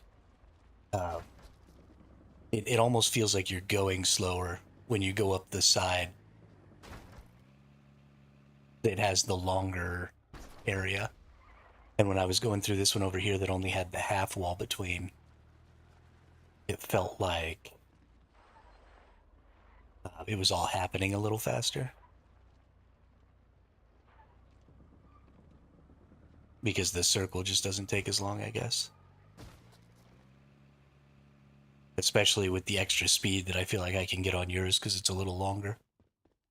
But I think that's just a personal preference thing. Like, do you want it to feel like you're zooming really fast through the circles, or do you want it to feel? I mean, you don't have to. I'm just saying. I think that's kind of the big difference. So whatever the preference there is, do you want to feel like you're spinning really fast, or do you want to, actually get a chance to look at it? It's definitely harder to do the longer one because you have the possibility of falling as you go up. So you have to maintain the the spin a little better. And when it's shorter, you don't really have to. It just fell through. So it wasn't even like rendered in. I just fell through mine. That's funny.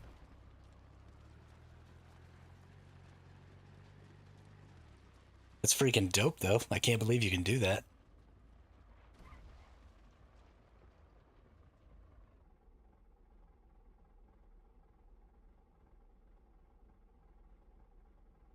Now you got to see if you can curve it. So what I'm talking about is try and get to a point where you can do both in one. Weird building off to the left. There's a ton of weird buildings off to the left. You mean the close one though? This one right here?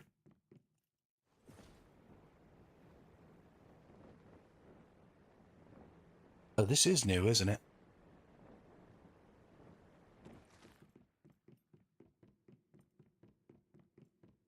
I thought this was that when I first saw it. I didn't realize it was new.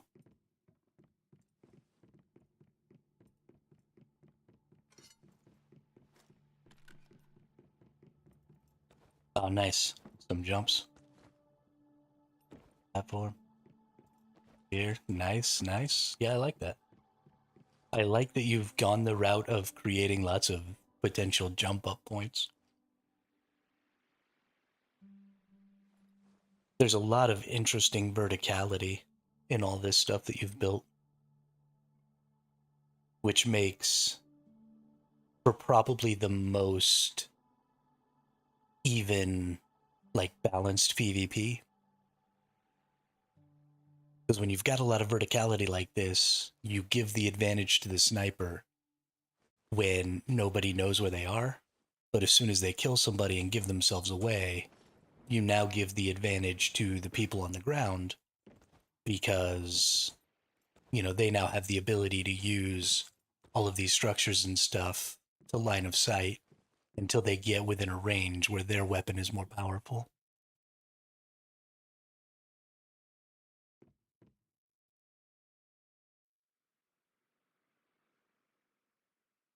I think it's great. I like it. I like it all. It looks a little crazy. Um,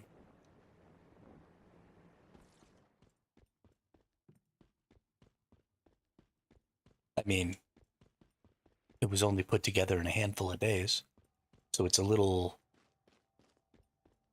the pieces don't quite fit right and stuff like that. But that's just the nature of working with a building system that wasn't designed for what you're doing. But other than that, I think it's fantastic.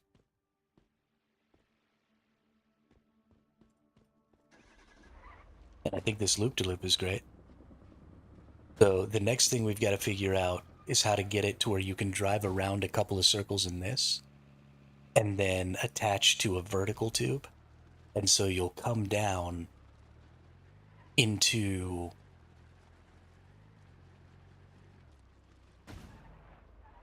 so you'll come down out of one of your corkscrews and then you'll start going up into the vertical corkscrew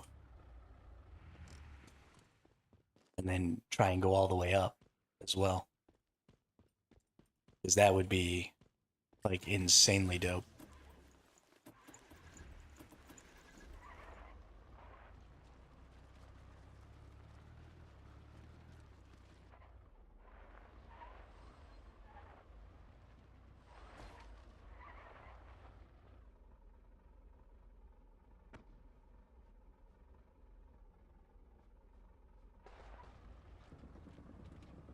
This is super fun.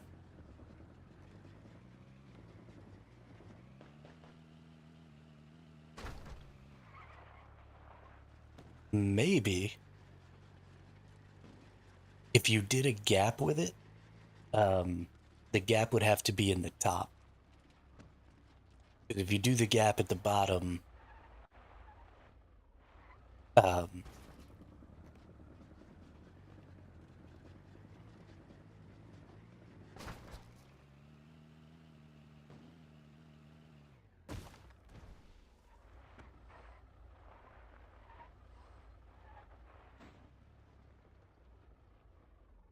if you do the gap in the bottom because you don't have a ramp, right, you would just be losing altitude and you would crash. But if the gap went from the top where you were just cresting and then you kind of released out of it and went through the gap and then you hit the sort of downward slope on the other side, that would probably work.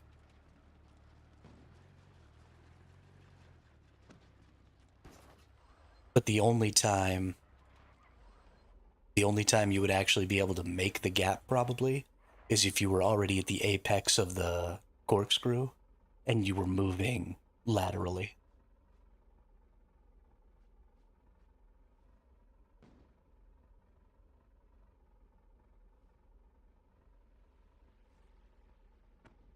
Yeah, go for it. I'll see if I can do it. Um, Let me go through it real quick and watch and figure out about where I get to the apex. And that's where you should remove probably 2 sections is the most you could do.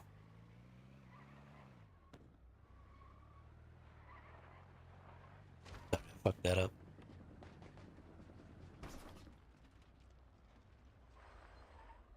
It can be a little further out, but if it's too close, then you have to go too vertical and you won't make it. So yeah, somewhere about like where I am. Maybe like this section right here.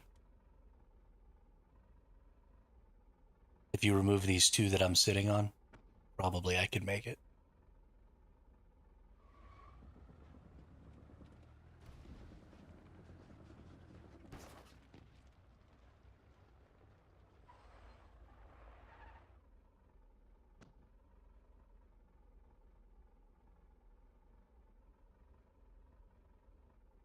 Let's find out.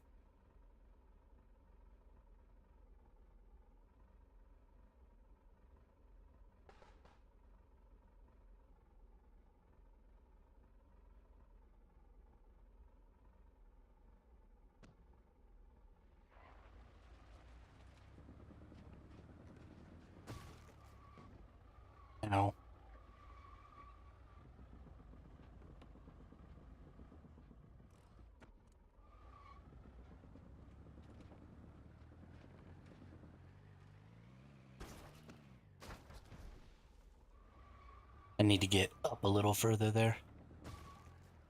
Actually, I might be able to try it from this side too, since I'm already over here.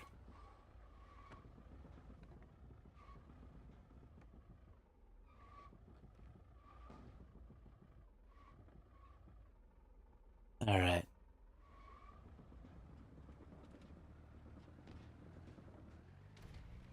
Didn't catch enough speed there, so I didn't make it up the side.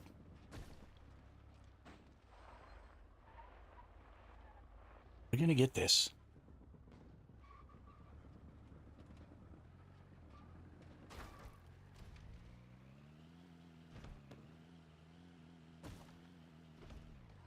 Try actually taking the ceilings out. Structural float.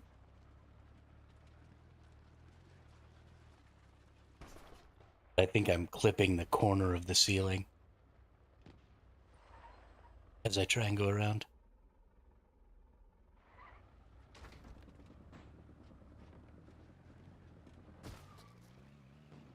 Oh.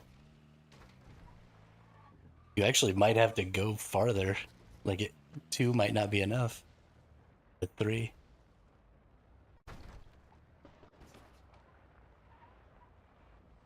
Yeah.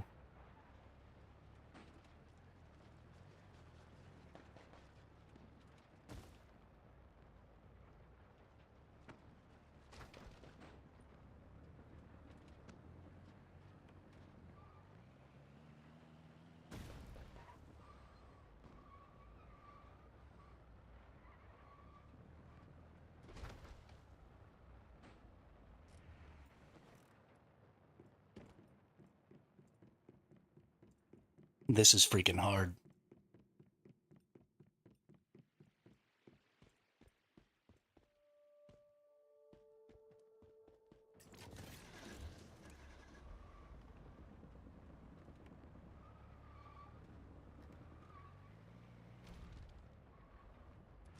I'm actually trying to go a little slower because I think I was going a little too fast and I was ending up gaining too much height as I came off the little gap.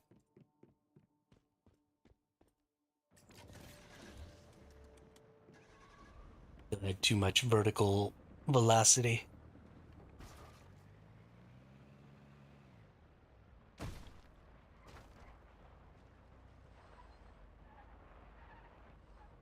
Maybe instead, that's a good spot for your step up.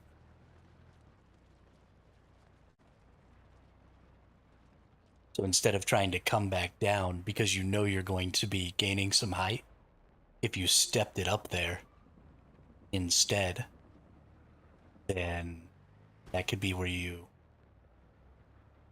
gain your height from.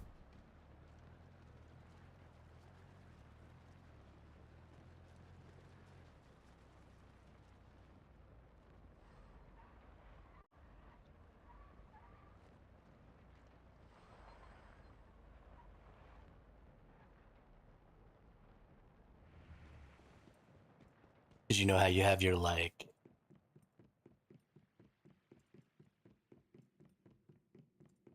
you've got your half step up here. If instead you moved this half step up to right here, and the rest of these were on this same level, then you would release out of the top of this, and then you would take that height and you would kind of catch the top of that spot right there, and then ride it back down. And then you could gain yourself a half step of elevation while you're doing the corkscrew.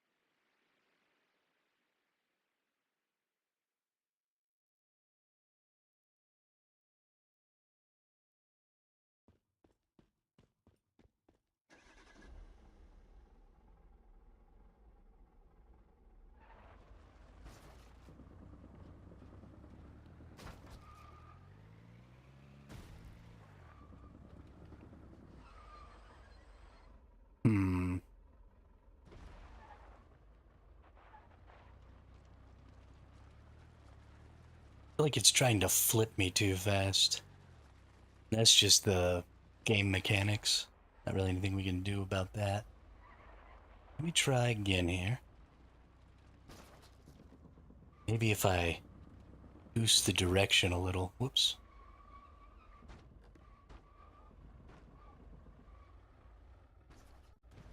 Nice.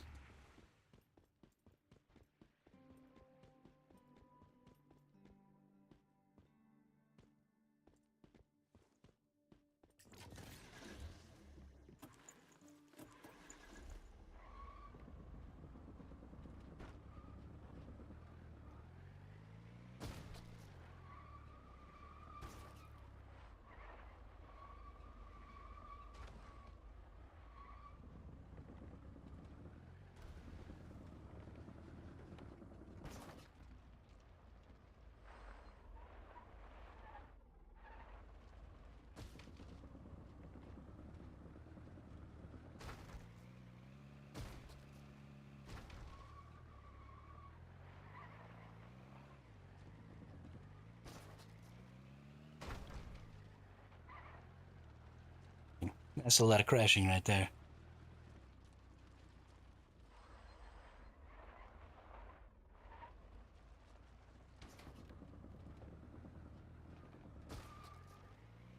Nope, that wasn't the one.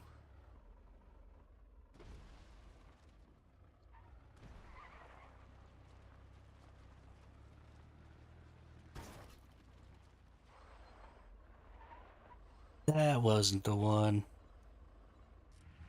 Gasoline.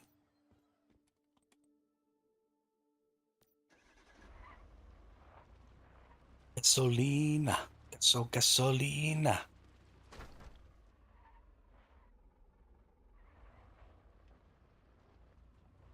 Alright. Stupid car. Oh.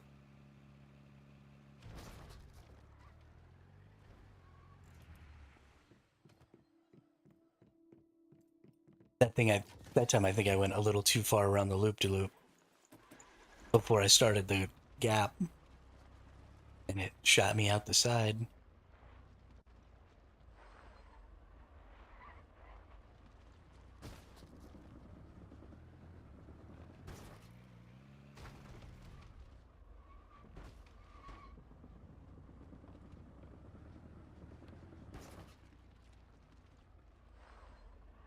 I love how just like as I fuck it up, Drat's over here like putting stuff in to try and save me from myself.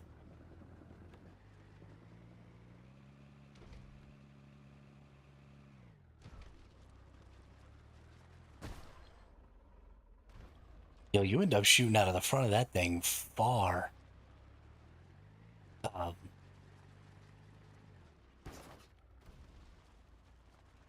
so I think I was wrong this whole time. I mentioned that I thought you would only really be able to do it at the apex, but it actually seems like you want to be doing it as you're going up the sidewall, because then you catch on. Yeah.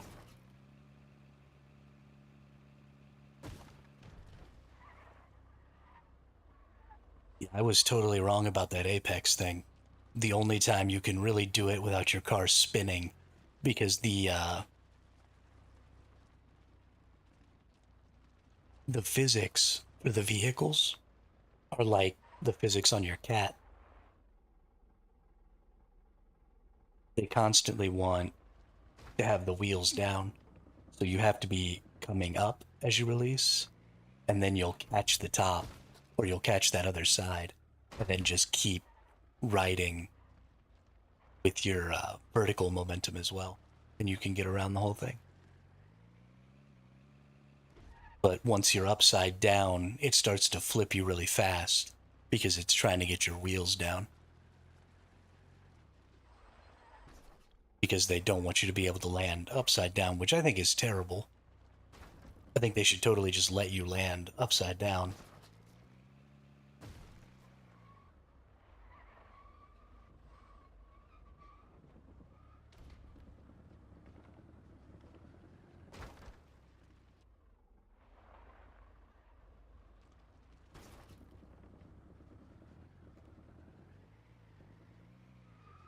Oh, that was definitely the smoothest one so far. So that went great.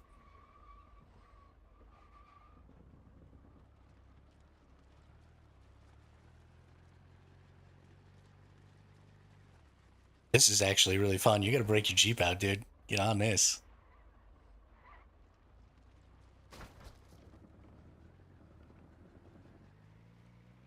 Oh, that was shit.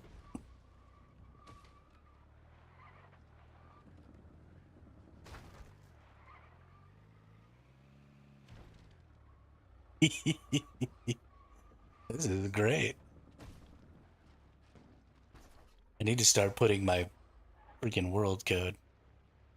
Um, maybe if you were already on the down, um, but probably the best way to step down would be on the lower end. So, like if you were on the straight and then it stepped down and then you flew out and went down a little bit and then you landed back inside the tube and then started going up again. But I don't think you could step down. You might be able to step down on the side as you were going downward, but I'm not 100% on that. I don't really know. I don't really know what a downward release looks like. Let me see if I can.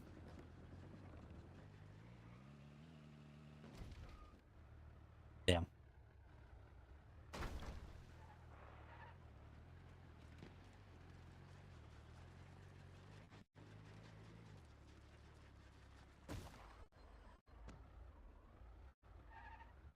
Yeah, I'll try and make it to the end real quick.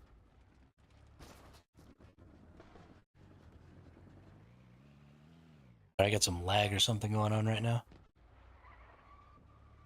Everything's really choppy.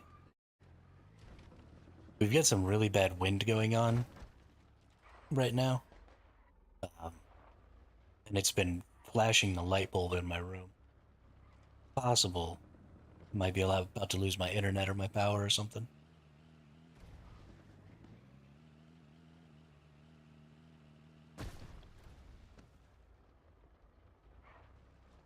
Hey, what's up, Wyatt?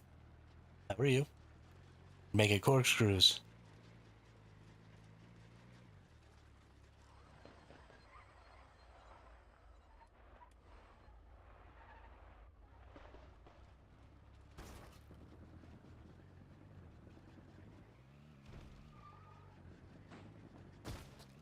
Yeah, it looks like you get pretty close to the bottom by the time you come back around at the end there. Because I think it just takes a lot more time to get that loop around. Maybe if you were doing it real good, you might be back up on the upturn. But I think for the most part, you're down around the bottom on the release at the end. I think you'd have to hit this pretty much perfect to be anywhere but the bottom on it.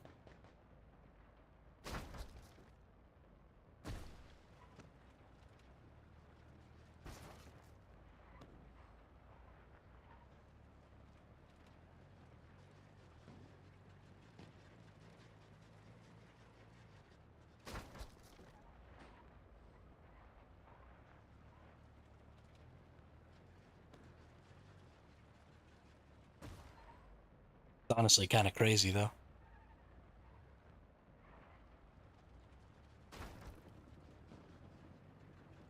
Ring crash.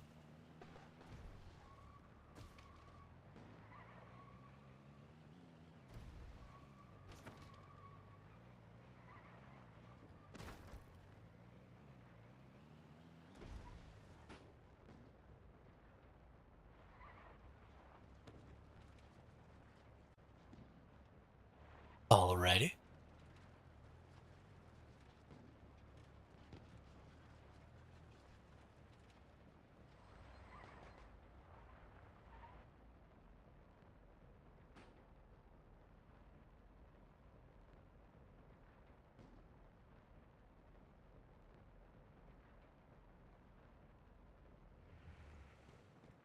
Repair my freaking Jeep again because I am trashing this thing.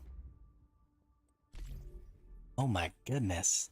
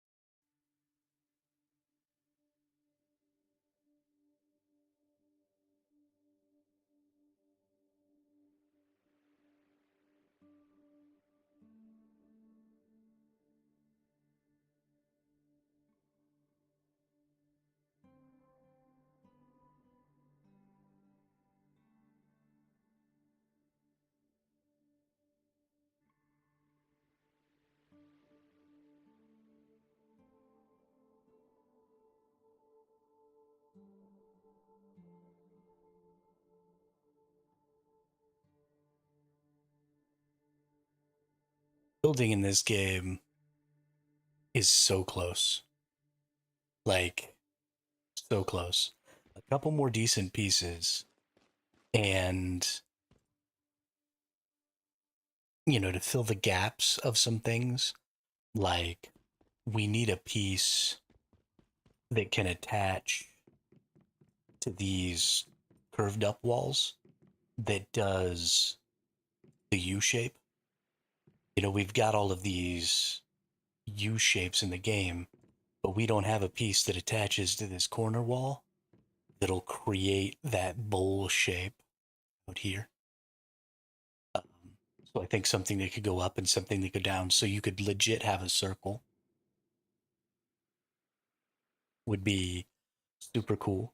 Um, Something that was maybe just a half of one of these, so it only came up to about here, so that you could make legit ramp entrances, would be really good. Um, and then maybe one or two more things.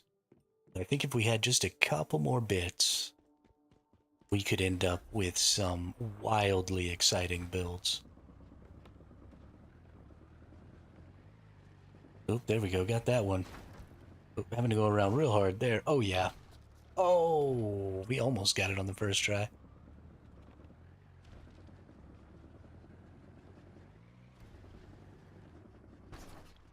That was pretty good.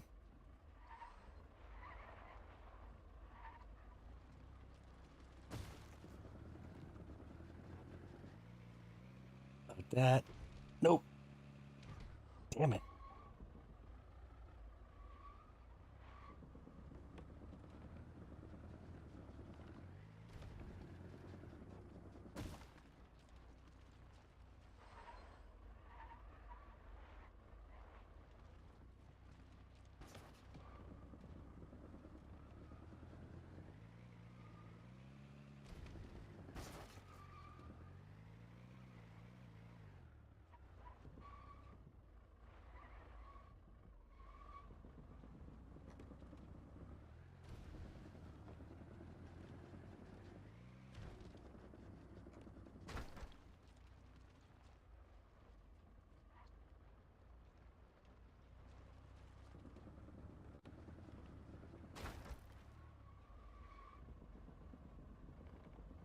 I just started that one all wrong.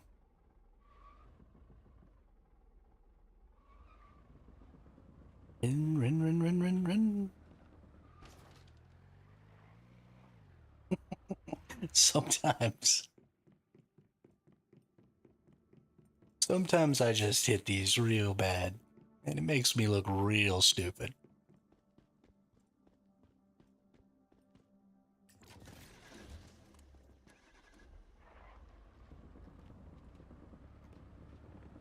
Rin. Oh, man. What was up with that? I felt like I was doing that one good, and then it just kind of all fell apart on me.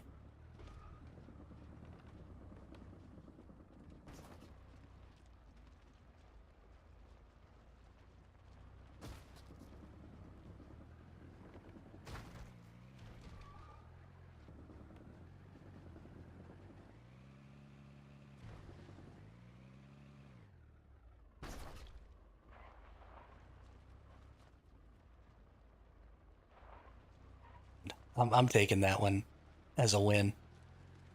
It wasn't perfect, but we made it all the way to the end. So I'm taking it. Because this is hard as fuck.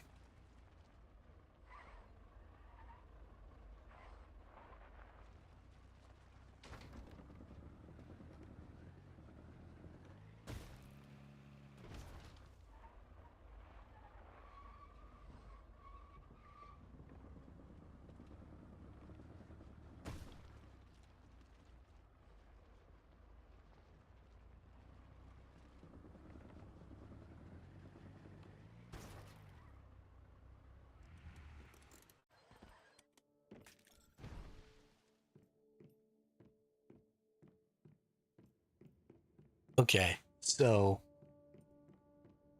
here's something interesting. So you could also probably put 90-degree or even U-turns in these, right? Because as you ride up this wall, and then if you came back down, no, you probably can't. Well, no, you probably could. If you rode up this wall and put a 90-degree with the circular pieces in the wall, then you could probably ride up onto the wall, pull a 90, or even maybe a full U-turn, right? Because that's really just the same thing as what we were doing over on this other side. It's possible you would crash into it, though. Yeah, no, never mind. You'd probably crash out. I'm trying to think of some smaller stuff that could be done, that could be built in your in-game um, build limit. Because it'd be cool to just go drop a roller coaster type thing in the middle of the server that you're on.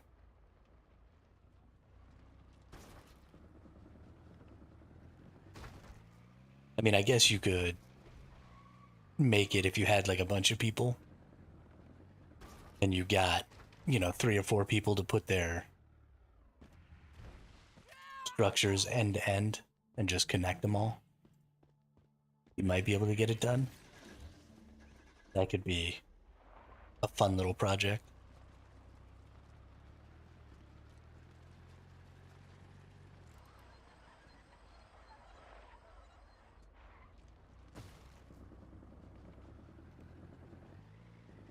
There we go. Come on, come on. Oh.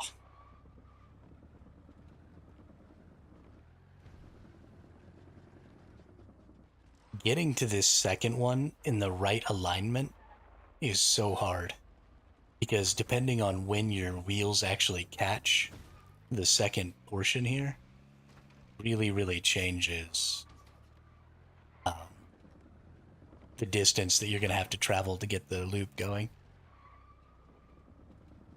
Oh, and then we've got a...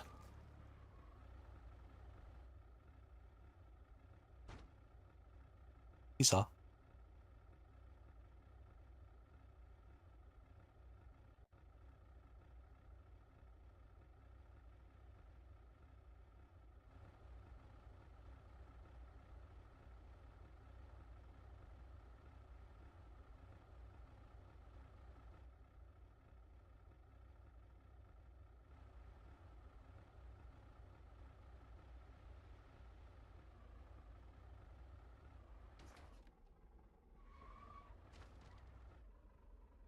Boop.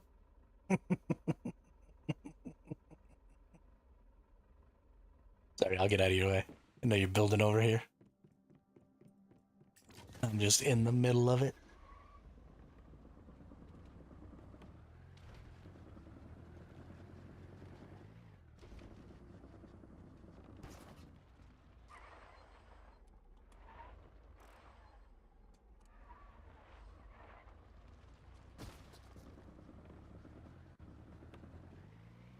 Uh, Aw, I goosed the turn too hard. Oh, you're trying to make it okay, okay. Trying to get that vertical one in there. Gosh, that's gonna be tough. That's gonna be so tough.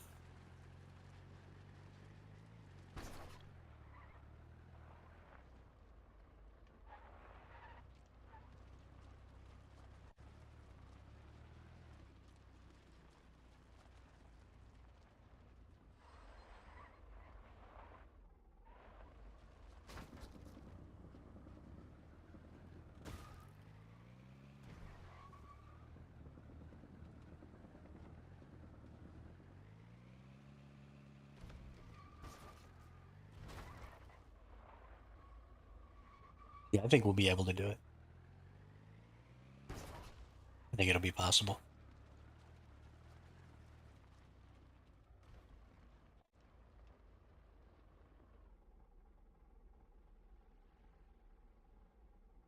I think while we work on this, though, probably going to go ahead and end this stream.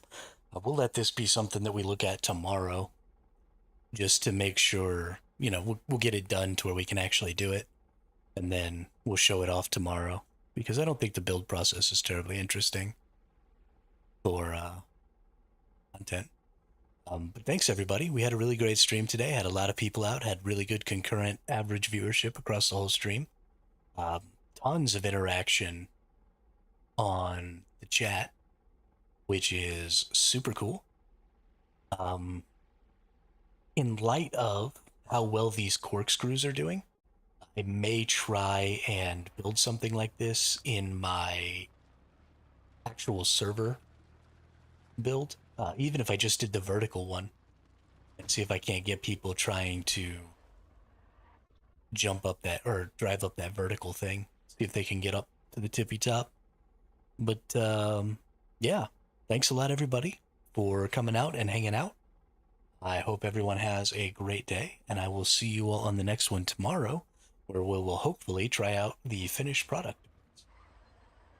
So, yeah, thanks a lot.